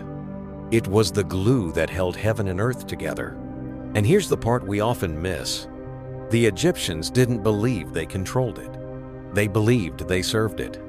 That their rituals, their words, their offerings, even their bureaucracy, weren't about domination. They were about maintenance, keeping the world from slipping into disorder. So when we remember Egypt, we shouldn't just remember the pyramids. We should remember the gardeners, the scribes copying spells word for word, the women pounding herbs for medicine, the astronomers charting the stars so the calendar wouldn't drift, the laborers dragging stones so a pharaoh's soul could rise. They weren't building for glory. They were building for stability. And in a world like ours, fast, fractured, ever-changing, that idea feels radical. That maybe civilization isn't about conquest. Maybe it's about continuity, about holding things in place so they don't fall apart. And maybe that's why we keep coming back to Egypt. Because deep down, we crave what they craved. A name that lasts, a place that holds, a story that doesn't get swept away. But Egypt isn't just memory. It's still here, not just in museums and textbooks, but in the hearts of its people. In the streets of modern Cairo, where Arabic echoes over ruins carved with hieroglyphs. In the villages that still honor ancestors. In the songs, the spices, the gestures passed down without knowing where they began. The pharaohs are gone, but Egypt remembers. And that means it still lives. But what does it really mean to live on? Is it memory? Is it legacy? Is it the survival of names or the persistence of ideas? Egypt forces us to ask the question because, unlike any other civilization, it gambled everything on the belief that death could be outrun. And in some ways, it was right. You see, the ancient Egyptians weren't content with metaphors. They didn't hope to be remembered in vague spiritual terms. They wanted their names spoken, their bones protected, their thoughts preserved. They planned their own immortality logistically. And what did they leave us? The oldest dress in the world, the earliest recorded peace treaty, the first known labor strike, medical manuals, surgical tools, board games, love poems, marriage contracts, astronomical calculations, the earliest prosthetic toe, a culture so advanced it could map stars and embalm corpses for eternity, and so human, it scribbled bad poetry about heartbreak on the back of scrap papyrus. They didn't just prepare for eternity, they made it physical. They built it. And now, we walk through it. In the corridors of the Louvre, the British Museum, the Egyptian Museum in Cairo, we peer through glass at a painted face, and suddenly, for a flicker, we are staring into the eyes of a man who lived 0 years ago. His beard is false, his smile carved in stone, but his name still exists. He has won. But there's a tension beneath all this. Because in preserving so much of Egypt, we've also separated it from itself. We've lifted it from the Nile and dropped it into foreign capitals. We've frozen it in amber. We've made it ancient, when in truth it was always evolving. For the Egyptians, tradition didn't mean stagnation. Their gods changed names and faces over centuries. Their art shifted styles. Their language absorbed the tongues of conquerors. They weren't afraid of change. They were afraid of meaninglessness. Change was expected. But forgetting the why behind the change, that was the real danger. And that fear feels familiar now. In an age of information overload, fractured attention, and fleeting legacies, we still chase what the Egyptians did. A story that outlasts us, not just on monuments, but in memory. And maybe that's why Egypt keeps rising in pop culture, not just as backdrop for adventure or horror, but as a warning, a symbol, a voice. You hear it when a blockbuster movie uses a pyramid to symbolize immortality or arrogance. You see it when a novel uses mummies to embody time and vengeance. You feel it when a fashion show evokes Cleopatra not just as a queen, but as an archetype. Egypt is our metaphor for time, and for what time can't erase. But that metaphor is built on truth, because Egypt was real. It was human. It was contradictory and flawed and magnificent. It was farmers praying for rain, and scribes grumbling about their bosses, and mothers humming lullabies near reed beds. It was not made for us, but it left itself for us. And now the responsibility is ours. To speak their names, to preserve their memory, to resist the erasure that they feared above all else. Because here's the quiet miracle. Every time you say Nefertiti, or Hatshepsut, or Tutankhamun, you're participating in the very magic they believed in. You're keeping them real, alive, anchored, even if just for a breath. And maybe in the end, that's what we all want. Not pyramids, not gold, just a voice, however faint, that can reach across the centuries and say, I was here. So let's go back to the beginning. Not the pyramids, not the gods, before that. Back to the Nile, before there were kings, before the word Egypt existed, before history. A stretch of river winding through desert, and people barefoot, sun-browned, watching the floodwaters rise. They didn't yet have temples or tombs or spells, but they had time, they had patterns. They noticed how the river's cycle fed the land. They saw how stars returned to the same place each season. They buried their dead with care, painted animals on cave walls, whispered stories by firelight. They were building Egypt not from stone, but from meaning. Civilization didn't arrive with a crown. It crept in, quietly, in the planting of a seed, in the shaping of clay, in the rhythm of a footstep pressed into river mud, in the question unspoken, but felt, what happens after I die? That question became ritual. Ritual became language. Language became memory. And memory became eternity. By the time Narmer united Upper and Lower Egypt around 3100 BCE, the foundations were already there. Belief, order, a vision of the cosmos that tied the fate of a single farmer to the turning of the stars. And from that union, Egypt began to write itself in ink, in stone, in scarabs, in silence. It wasn't perfect. No civilization is. It had inequality, oppression, superstition, violence. But it also had something rare, continuity. For over 3,000 years, longer than almost any other civilization, Egypt maintained a cultural identity that pulsed with the same heartbeat, even as kings rose and fell, as languages shifted, as gods changed form. It didn't survive by resisting change. It survived by understanding what to protect. That's why, when you visit an Egyptian temple, you'll often see something striking. A pharaoh's cartouche carved deep into stone, and then, next to it, another king's name chiseled later, slightly off-center, sometimes squeezed in. Not erased, not destroyed, just added. Egypt knew that the story never stops. That time isn't a straight line, it's a spiral, a return, a reimagining. Even in death, you return. Even if forgotten, you can be remembered. Even if broken, you can be rebuilt. And maybe that's why Egypt feels different than other ancient cultures. Not just older, wiser. Not just richer, stranger. Not just bigger, more intimate. Because when you stand before a statue of Ramses, it doesn't tower, it watches. When you look into the eyes of a coffin mask, it doesn't scream power, it whispers, "Don't forget me." When you read a love poem written on pottery 3,000 years ago, my heart flutters hastily when I think of you. You're not studying history. You're seeing yourself.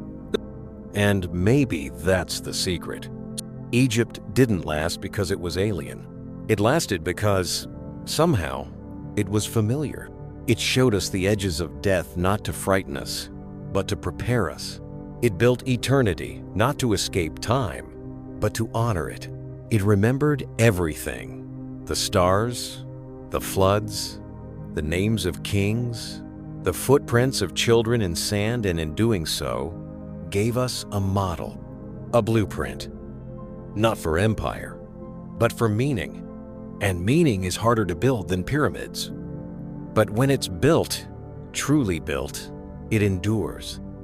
So as we close this journey, ask yourself, what will you leave behind? A monument? A memory? A name carved into time? Because if the Egyptians taught us anything, it's that to be remembered, truly remembered, is the closest thing we get to immortality. So, what does it feel like to be remembered? To have your face, your name, your story known long after your bones have turned to dust? Ask Tutankhamun.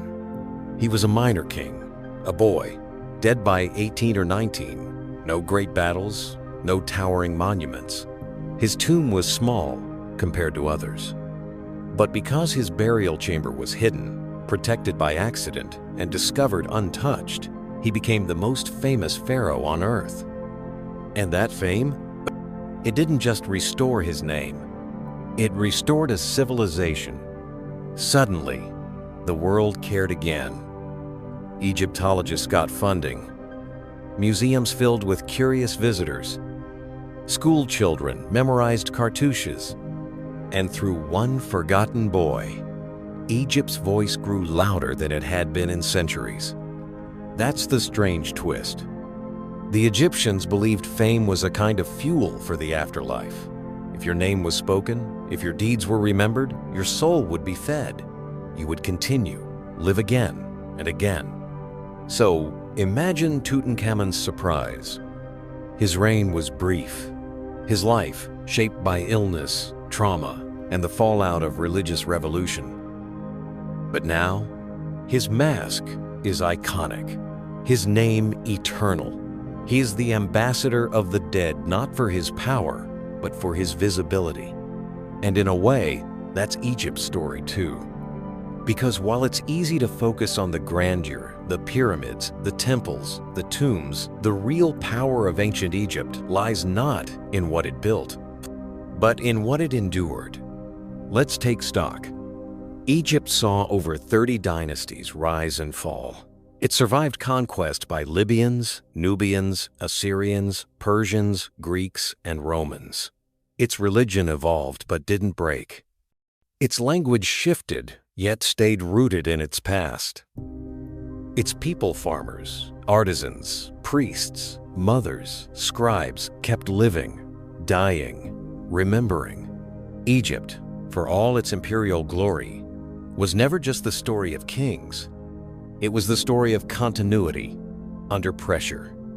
Because even as the gods were replaced, the rituals banned, the temples closed, people still spoke to the dead, still left flowers on old stones, still believed in some quiet corner of their heart that nothing is ever truly lost. That's the inheritance. Not gold, not empire, but the idea that human beings, fragile, mortal, temporary, can leave behind something permanent. That a name, a song, a story, a memory can outrun time itself. And here's the most remarkable part. We're still adding to that memory. Every discovery in the desert, every translated scroll, every museum exhibit, documentary, short story, or whispered name in a classroom, it all feeds the Ka. It all keeps the Ba returning. It all makes the afterlife possible not just for the pharaohs, but for the entire civilization. So yes, Tutankhamun is remembered. But so is Annie, the scribe who had the most beautiful version of the Book of the Dead. So is Merit, a perfume maker whose tomb told of her favorite flowers. So is the anonymous tomb worker who sketched jokes onto the walls of his worksite. So are countless others, their names half lost, their stories half told and yet still echoing. Because in Egypt, memory wasn't just for royalty, it was a right. And maybe it still is. In our age of digital footprints and algorithmic forgetting, maybe Egypt has something to remind us. That to live a meaningful life is to build something that lasts not in stone necessarily, but in hearts. That the true test of civilization isn't what we conquer, it's what we remember, and what we choose to keep alive. So let's keep going, deeper, because if the Valley of the Kings holds Egypt's past, then the sands may still hold its future. The thing about deserts is they don't forget, they bury, but they also preserve. Unlike jungles or oceans, deserts keep their secrets in silence, under layers of sand that act more like memory foam than erasers. They press down, seal off, and wait. And beneath Egypt's deserts, a whole civilization is still waiting. Less than a fraction of Egypt's ancient ruins have been fully excavated. The rest remain hidden under cities, fields, dunes, and stone. Every year, the sand yields another whisper, a tomb, a letter, a child's doll, a funerary cone, a coffin untouched. Some of the most astonishing finds have happened recently. In 2019, a burial shaft was discovered near Saqqara, filled with dozens of wooden coffins untouched for over 2,500 years, still painted in vivid colors. Their occupants sealed in layers of linen and resin. The archaeologists opened one. Inside, the mummy was smiling. And here's what makes it eerie: the ancient Egyptians meant for us to find them. They didn't bury their dead in secrecy. They buried them in statements. In cartouches that read, "Speak my name, so I may live again." In spells that said, "Awaken me when you arrive." In art that gazed forward not to their own time, but to ours. They couldn't have known about airplanes or microphones or TikTok. But they knew something deeper, that time is a river, and someone would eventually follow it upstream. So, what else is still buried? Temples swallowed by the Nile, villages of workers who built the pyramids, tombs of queens whose names we've never heard, letters tucked under coffins, papyri stored in jars behind mud brick walls, the archives of the past filed in sand, and we are only now opening the drawers. But this rediscovery comes with a question, maybe the most important one. What do we do with what we find? Because knowledge isn't neutral. Do we display the dead? Turn their eternity into exhibitions? Ship coffins across oceans for museum tours? Do we treat Egypt as a commodity, a brand, a logo, a Halloween costume? Or do we pause and listen? Listen to the names, to the prayers, to the math carved into temple ceilings, to the love notes on pottery shards, to the farmers who gave their best onions to the gods, to the children buried with their pets. What if those voices weren't just echoes? What if they were questions, asking us, what do you worship? What do you build? What will you leave behind? Because the Egyptians weren't unique in their ambition, but they were honest about it. They didn't pretend death didn't matter. They faced it head on, wrote about it, wrapped it in linen and myth and hope. They didn't fear change. They adapted, reworked, adjusted.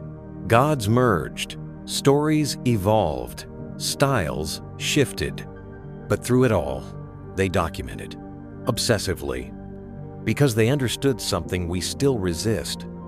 That time is both our enemy and our witness. It wears us down, but it also records. It devours, but it remembers. And when you walk through an ancient necropolis, and the sun burns hot, and the hieroglyphs seem to shimmer with breath, you realize Egypt isn't the past. It's a message. A time capsule not just of a culture, but of a question. Can you matter after you're gone? And the answer, written in 1,000 languages, buried under sand, whispered through centuries, is yes, but only if someone remembers. Only if someone listens. Only if someone is willing to pick up a forgotten name and speak it aloud. So let's speak one more name. Imhotep. Not a king, not a god, not born into power. A commoner born in the 27th century BCE under the reign of Pharaoh Djoser. And yet Imhotep would become something Egypt rarely allowed. A man remembered for his mind. He was a priest, a healer, an astronomer, an architect, a scribe, the kind of polymath who seemed to understand the hidden structure beneath things both physical and spiritual. But what sealed his legacy was stone. Imhotep designed the step pyramid at Saqqara, the world's first large-scale stone building. Before that, tombs were simple mud brick rectangles called mastabas. Imhotep stacked them 6 high, creating something new, something impossible. It wasn't just architecture. It was ideology. The pyramid pointed upward, a stairway for the soul, a ladder of ascension, and it worked. Djoser, the pharaoh it honored, became eternal. But so did Imhotep. Centuries after his death, he was deified, one of the few commoners in Egyptian history to achieve that honor. Temples were built in his name. Patients left offerings to him, asking for healing. Greeks later identified him with Asclepius, their god of medicine. And for 3,000 years, his name survived. That's the quiet revolution. Not all immortality came in gold. Some came from ideas. Imhotep wasn't alone. There was Ptahhotep, whose wisdom texts still echo with startling modernity. Do not be arrogant because of your knowledge. Listen to the ignorant as well as the wise. There was Merit-Ptah, a woman physician mentioned on a tomb, possibly the world's first known female doctor. There was Senmut, architect and steward to Hatshepsut, whose astronomical ceiling still dazzles the eye. These were not warriors, not rulers, not gods, but they were remembered. Why? Because they contributed something lasting. And that's the second face of Egypt. Not just the obsession with death, but the quiet rebellion of purpose. The belief that a person, regardless of rank, could shape eternity through knowledge, beauty, wisdom, or service. And that idea wasn't just spiritual, it was structural. It lived in the house of life, the libraries attached to temples, where scribes copied scrolls, preserved rituals, studied the stars.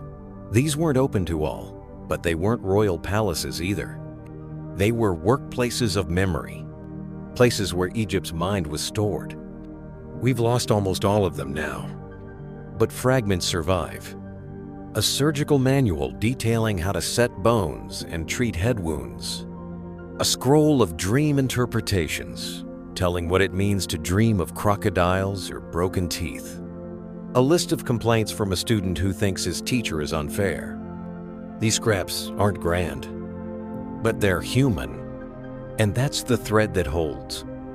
Because for all its gods and gold, the brilliance of Egypt was never just what it built. It was who it built it for. Yes, there was inequality. There were slaves. There were rigid social classes. Let's not romanticize it. But within that system, Egypt believed in the dignity of roles. The farmer who knew the Nile's rhythm was respected. The mason who cut stone for Karnak knew his name would be carved, too. The boatman who ferried the dead across the sacred lake was honored in spells. They didn't believe in equality as we define it, but they believed in order, and in that order, everyone had a place. And if you fulfilled your role with grace and balance, Maud smiled, your name endured. That's what we forget when we look only at pyramids. We forget the people who hauled the stones, the planners, the engineers, the cooks who fed them, the women who embroidered linens for burial, the children who learned the hymns for the afterlife. They didn't rule, but they're why Egypt ruled forever. So maybe the real lesson isn't in the grandeur. It's in the craft, in the brushstroke, in the chisel, in the name whispered through time, and in the quiet truth the Egyptians never stopped believing, that a single person doing something with care and meaning can outlast a king. It's easy to think of Egypt as static, unchanging, a land of eternal pyramids, golden masks, gods who never aged. But that's not how Egypt saw itself. Beneath the illusion of permanence, Egypt was in constant motion, dynasties rising and collapsing, new cities built atop old, languages shifting, gods changing masks. Pharaohs claimed divine right, but power was fluid. And in the churn, something remarkable happened. Egypt absorbed its conquerors. Start with the Hyksos foreign rulers from the Levant who took control of Lower Egypt around 1650 BCE. They introduced new tools of war, horse-drawn chariots, composite bows, metalworking techniques.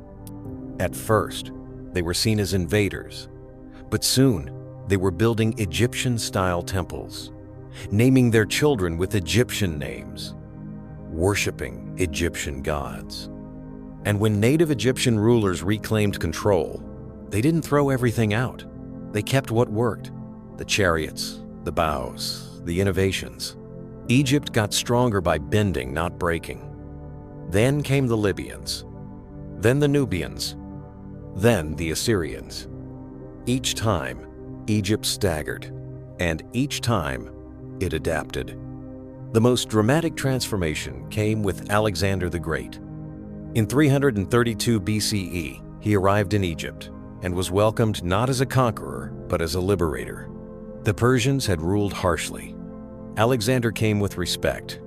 He visited temples, honored the gods, was declared the son of Amun, and when he left to pursue greater conquests, he founded a new city, Alexandria. It would become the most dazzling intellectual hub in the ancient world. Because what happened next was fusion. The Greeks didn't erase Egypt. They married it. Literally and metaphorically, the Ptolemies, descendants of one of Alexander's generals, ruled Egypt for nearly 300 years. They built in the Egyptian style, commissioned temples, studied hieroglyphs, but they also brought Greek philosophy, art, theater, and language. And from this mix came the Library of Alexandria. It aimed to collect every book in the known world. Mathematicians, astronomers, doctors, poets, they came from every corner of the Mediterranean. And yet, within that library were texts from the Old Kingdom, copied and recopied, still honored. The past wasn't discarded. It was preserved in a new voice. And at the heart of this hybrid world stood Cleopatra VII, not just a queen, a scholar, a polyglot, a strategist, and critically, the first Ptolemaic ruler to actually speak Egyptian. She wasn't just playing at Pharaoh. She was Egypt, reborn in a different skin. But by her time, the sands were shifting again. Rome had risen. Its hunger was insatiable. And when Cleopatra allied herself with Julius Caesar, then Mark Antony, she was making a last gamble not just for her throne, but for Egypt's sovereignty. We know how it ended. Rome won, Cleopatra died by her own hand, or so the story goes. And Egypt fell. The Nile became a province. Its gods were mocked, its temples neglected. The hieroglyphs stopped being written. And yet, Egypt didn't disappear. It sank like something ancient and heavy, slipping beneath the waves of empire. But even submerged, it left ripples. Roman emperors styled themselves as pharaohs. Egyptian obelisks were shipped to Rome and raised in plazas. Egyptian motifs crept into Roman architecture, magic, and art. Egypt had been conquered, but it had also infected its conquerors. And this is the paradox. Egypt's identity was shaped by what came from outside and what it chose to keep. It was never a walled-off civilization. It was a vessel, a shape that could be filled again and again without breaking. That's why it lasted. Not because it never changed, but because it knew how to change without disappearing. And that's not just history. That's survival. That's relevance. That's resurrection in slow motion. So, as we near the end of this journey, we need to shift how we think about Egypt. Not as something that was, but something that keeps becoming. Each rediscovery, each translation, each child who falls in love with pyramids all over again, that's Egypt, reshaping itself, rising again and again from its own dust. But even Egypt's dust is different. It isn't silent. It speaks if you know how to listen. Because every grain, every crack in every temple wall, every flake of paint on a sarcophagus holds a thread of a world that refused to vanish. And the closer you look, the more you realize Egypt didn't die. It just changed mediums. It became language. It became ritual. It became a rhythm in human imagination that has never really stopped. Let's talk about that imagination.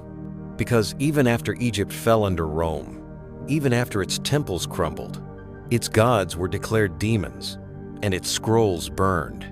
Even then, it lived on in dreams. For centuries, travelers came to Egypt and stood in awe before the pyramids, not knowing who built them or why. The ancient explanations were gone. What was left was wonder. That wonder became myth. Europeans believed the pyramids were grain silos built by Joseph from the Bible. Arab writers speculated they were time capsules of lost knowledge, housing secrets of alchemy, astronomy, even prophecy. Others believed Egypt had been built by giants. And in a way, they weren't wrong. Because the human scale of Egypt had been lost.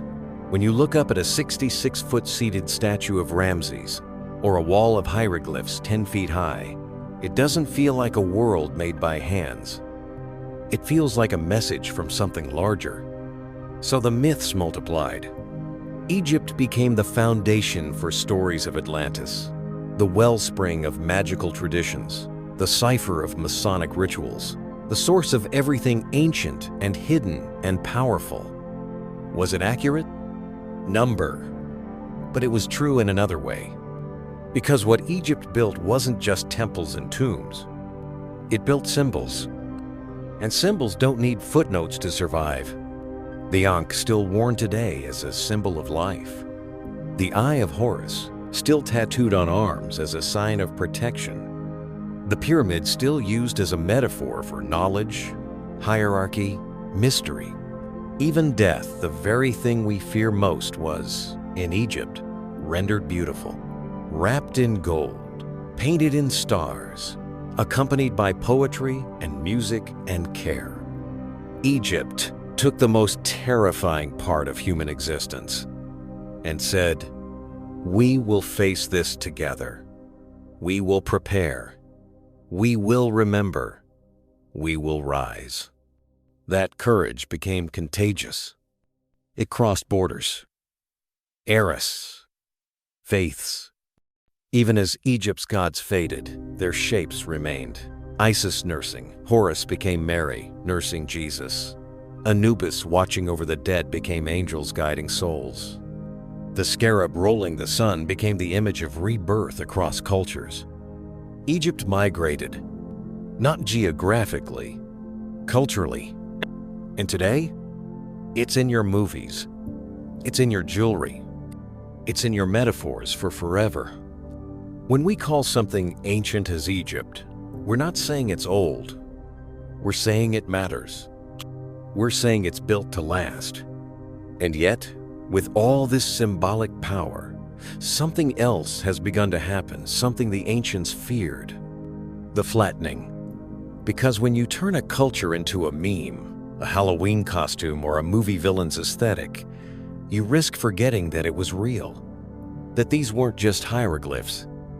They were prayers. That these weren't just statues. They were portraits. That these weren't just pyramids. They were homes for souls. So what does it mean to remember responsibly? To love Egypt without turning it into a prop? It means slowing down. It means reading names. It means knowing that Nefertiti was not just a pretty face. She was a queen who may have ruled alone. That Seti wasn't just a mummy. He was a man who wrote poetry for his wife. That Ka and Merit weren't pharaohs, but middle-class Egyptians buried with such care that when their tomb was found intact, it felt like meeting them. It means knowing that Egypt was a civilization made not just by rulers, but by millions of unseen hands, and that many of those hands belong to people whose names we'll never know, but whose work still touches the world. Because legacy isn't about fame. It's about impact. And Egypt? It left fingerprints everywhere.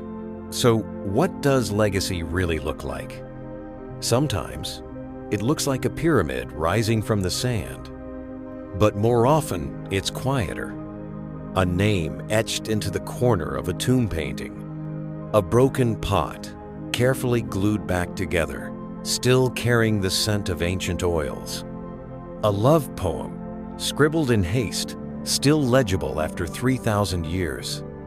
A tiny figurine, meant to serve someone in the afterlife, now standing behind glass, watched by millions. These aren't just artifacts. They're conversations, whispers from the dead to the living. I was here. I mattered. I loved. I built. I was afraid. I hoped. And if that's not legacy, what is? We often think of legacy as a monument, something huge, imposing, impossible to ignore. But Egypt teaches us a deeper truth. Legacy is anything that survives with meaning. It doesn't have to be gold. It can be a story. It can be a lesson. It can be a quiet moment of recognition when you see the cracked smile of a mummy and realize that once they laughed too. That they were not so different. That across thousands of years, across all the distance time can create, something connects. That's legacy. And that's Egypt's greatest magic. Not illusion, continuity. Because no matter how many times it fell, how many rulers passed through its gates, how many tongues were spoken on its soil, something held. Call it culture. Call it spirit. Call it the Nile winding forward like a sentence that never ends. Egypt didn't just survive. It absorbed. It translated. It waited. And in waiting, it became timeless. Even now, as we uncover more with every season, new tombs at Saqqara, scrolls in forgotten storerooms, lost cities emerging under satellite scans, we're reminded that Egypt isn't finished. It's still unfolding, still teaching.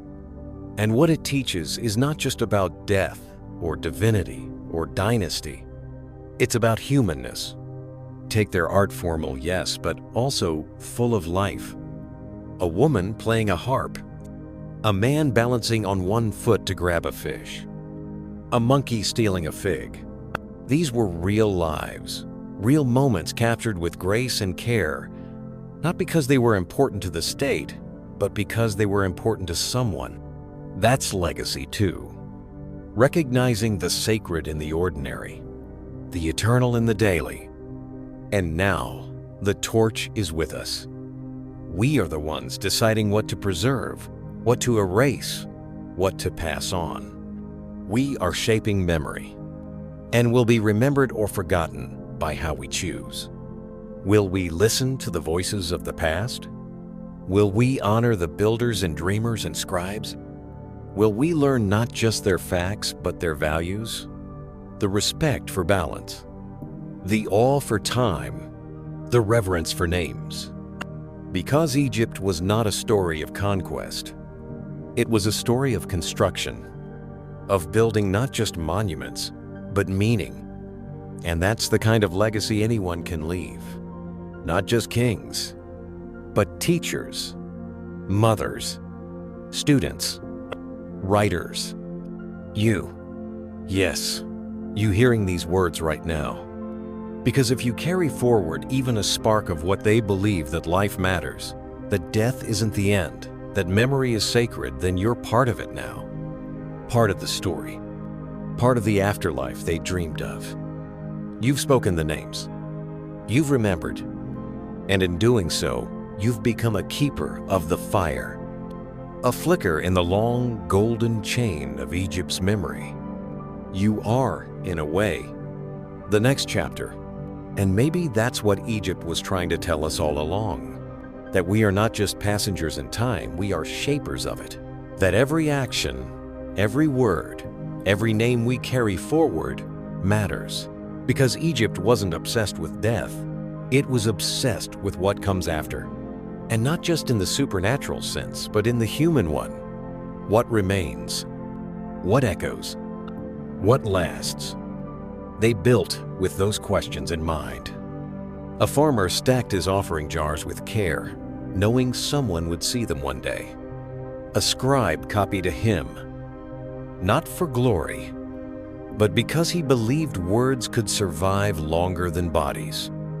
A mother left a lock of hair in her child's tomb, not because it would be seen, but because it meant something. They lived as if the future were watching. And now, we are. Archaeologists with brushes, brushing off sand from amulets the size of a fingernail. Linguists, staring at glyphs that once adorned a priest's private chapel. Tourists, standing in darkened tombs, whispering a name they can't pronounce.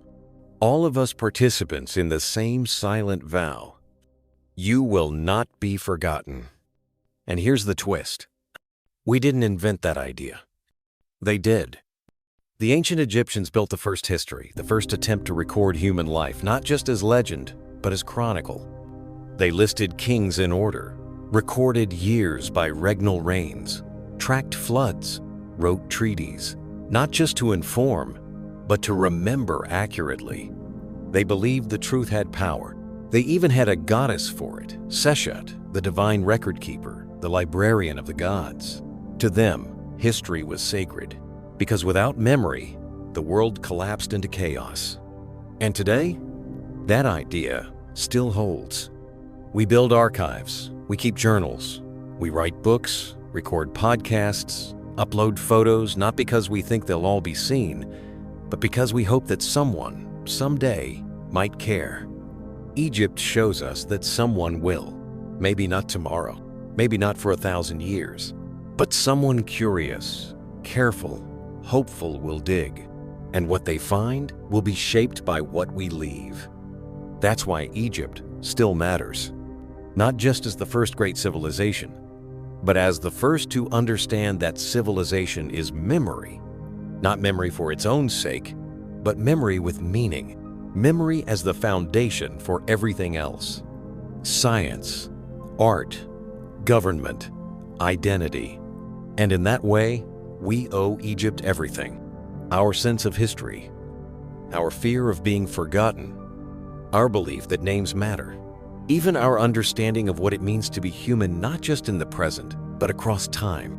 So the next time you see a pyramid, or a scarab, or a painting of a gold-faced mummy, don't just think ancient.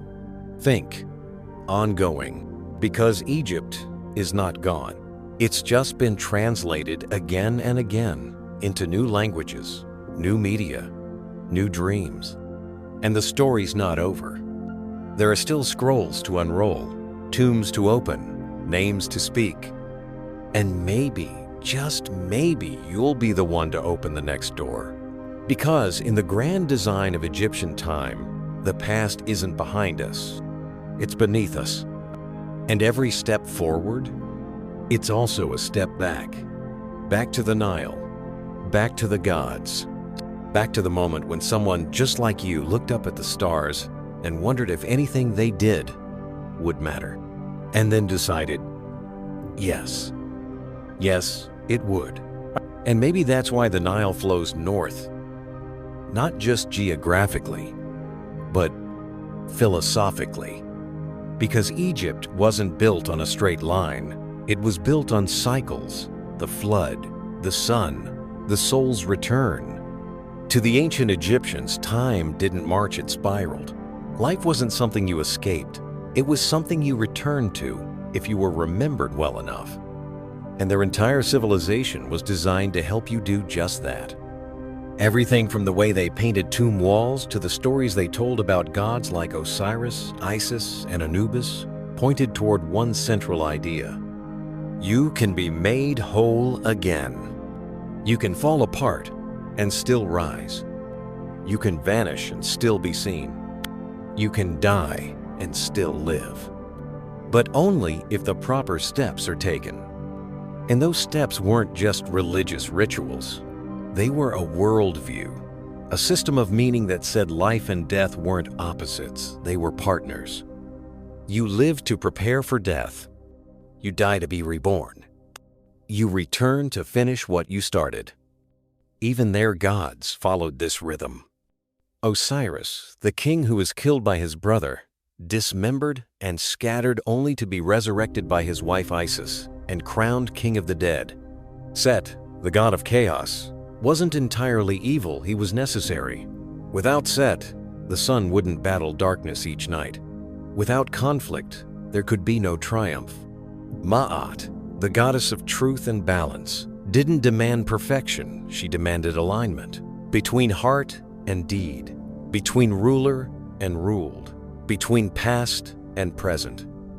It's not a coincidence that Ma'at's symbol was a feather, because truth, to the Egyptians, wasn't heavy. It was weightless. And when you died, your heart was weighed against that feather. If it was heavier with guilt, with regret, with unfinished business, it was devoured. You were gone. But if it balanced, you passed through the field of reeds, a paradise not unlike Egypt itself, only better. There, you could eat, drink, farm, sing, sail, and reunite with loved ones. Not as ghosts, as yourself, restored. It's easy to dismiss this as mythology, but think about it. They didn't just hope for paradise, they built it.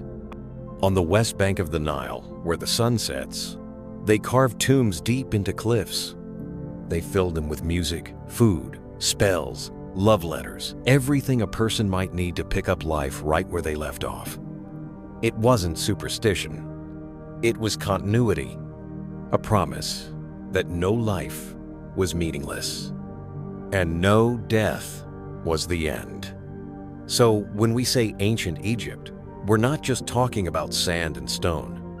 We're talking about a civilization that looked death in the face and said, "You don't win." We're talking about a people who believed so deeply in meaning, in names, in deeds, in ritual, that they wrapped their entire existence around the idea that nothing is ever truly lost. And now, thousands of years later, they've been proven right. Because here we are, reading their words, speaking their names, feeling the pull of their stories, and carrying their belief forward not as religion, but as recognition. That legacy matters. That memory shapes reality. That we too are part of the spiral. So the next time you walk by a graveyard, or light a candle, or keep a photo of someone who's gone, you're doing what they did. You're holding the thread. You're helping someone come back. And in that small, sacred act, You are ancient, and you are eternal. Let's walk back just for a moment to where it all began, to the edge of the Nile.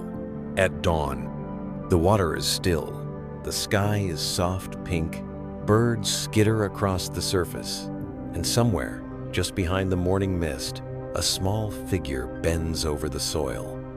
Not a king, not a priest, a farmer. He's pulling weeds from his field, preparing for another season of planting. His sandals are caked with river mud, his tools are worn, but his movements are careful, deliberate, because to him, this isn't just survival, it's sacred. The Nile has flooded, the land is rich, the gods have done their part. Now it's his turn. And even though he'll never sit on a throne, or have his name carved into stone, or be remembered in stories, he believes his work matters. Because it's part of a rhythm, his harvest will feed his family. His offerings will feed his ancestors. His silence will feed his soul. That belief, the dignity of the ordinary, is the beating heart of Egypt. It's not in the monuments. It's in the moments. The nurse whispering a blessing as she wraps a newborn. The scribe licking the end of his reed pen before copying a love spell. The child learning their first hieroglyph and grinning at the curve of the bird. The baker kneading bread not just for the living, but for the dead. These people are gone, but their footsteps are still worn. And if you listen closely, they're still there, not as ghosts, but as echoes that shape who we are.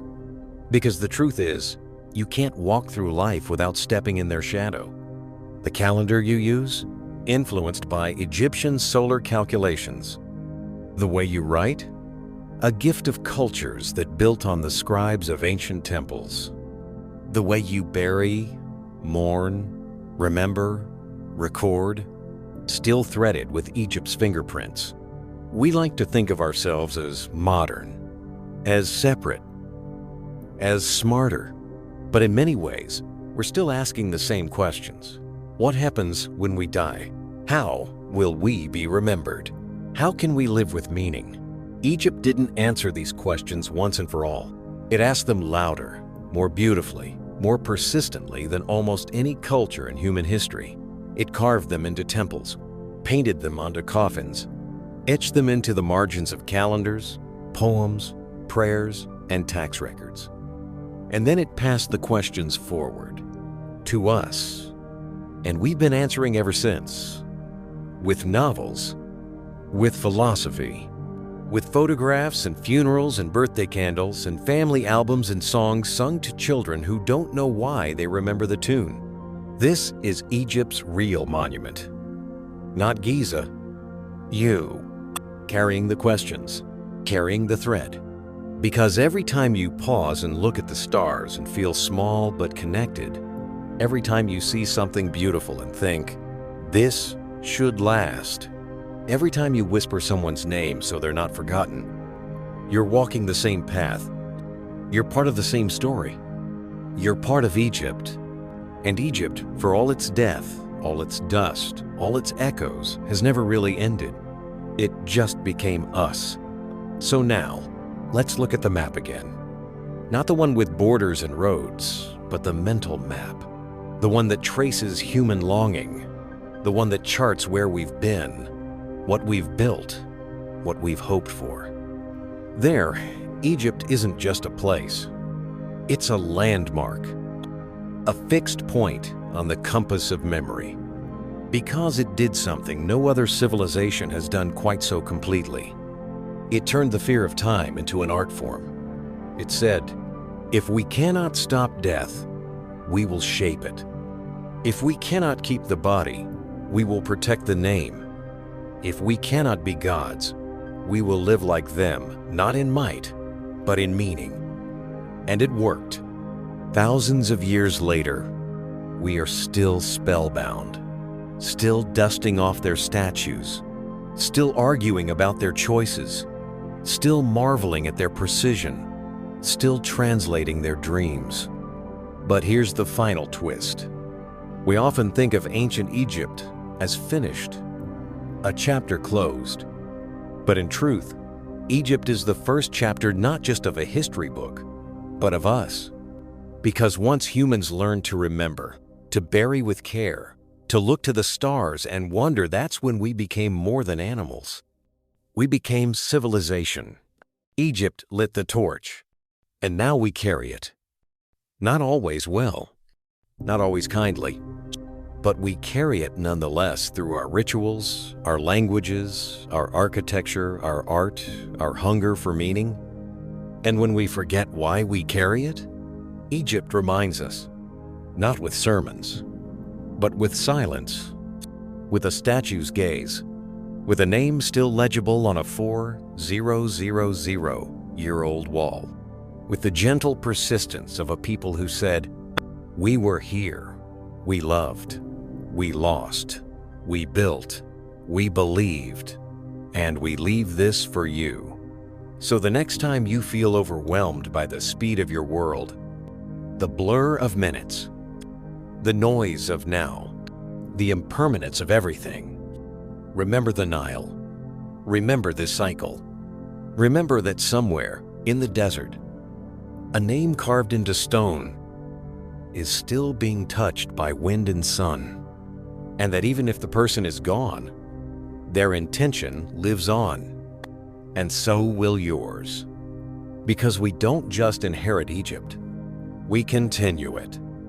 Every time we ask big questions, every time we seek meaning in the stars, the soil, the stories we pass on, every time we dare to believe that what we build today might echo long after we're gone, we become the bridge. We become the ritual. We become the spell, not to banish death, but to honor life, to honor memory, to honor the truth at the heart of it all, that nothing truly loved and truly remembered ever really disappears. Not even a civilization, not even you. So now, as the lights dim and the sands settle, take one last breath beneath Egypt's ancient sky. You've walked through tombs, through time, through silence thick with memory. You've seen kings rise and fall, gods shift shape, stories bend like reeds on the Nile. You've heard whispers in stone, seen shadows flicker across painted walls, and felt the strange warmth of a world that should be gone and somehow isn't. Because Egypt, in the end, is not just a place. It's a feeling, a rhythm, a slow, deliberate heartbeat that says, there is meaning in what we leave behind. There is power in remembering. There is beauty in building carefully, lovingly, forever. And maybe, just maybe, that's the real secret. Not immortality in the literal sense, but something deeper. The understanding that we are part of something larger, that our lives, no matter how brief, can shape the future, that stories carved gently into time can outlast stone. So tonight, as you close your eyes and return to the present, carry something with you, not a pharaoh's gold, not a map to hidden tombs, but a quieter treasure, a name you won't forget, a question you'll keep asking, a feeling soft as linen, strong as limestone, that you too are part of the great human story. That what you build matters, that what you remember lasts, that even now you are walking with Egypt, and it is walking with you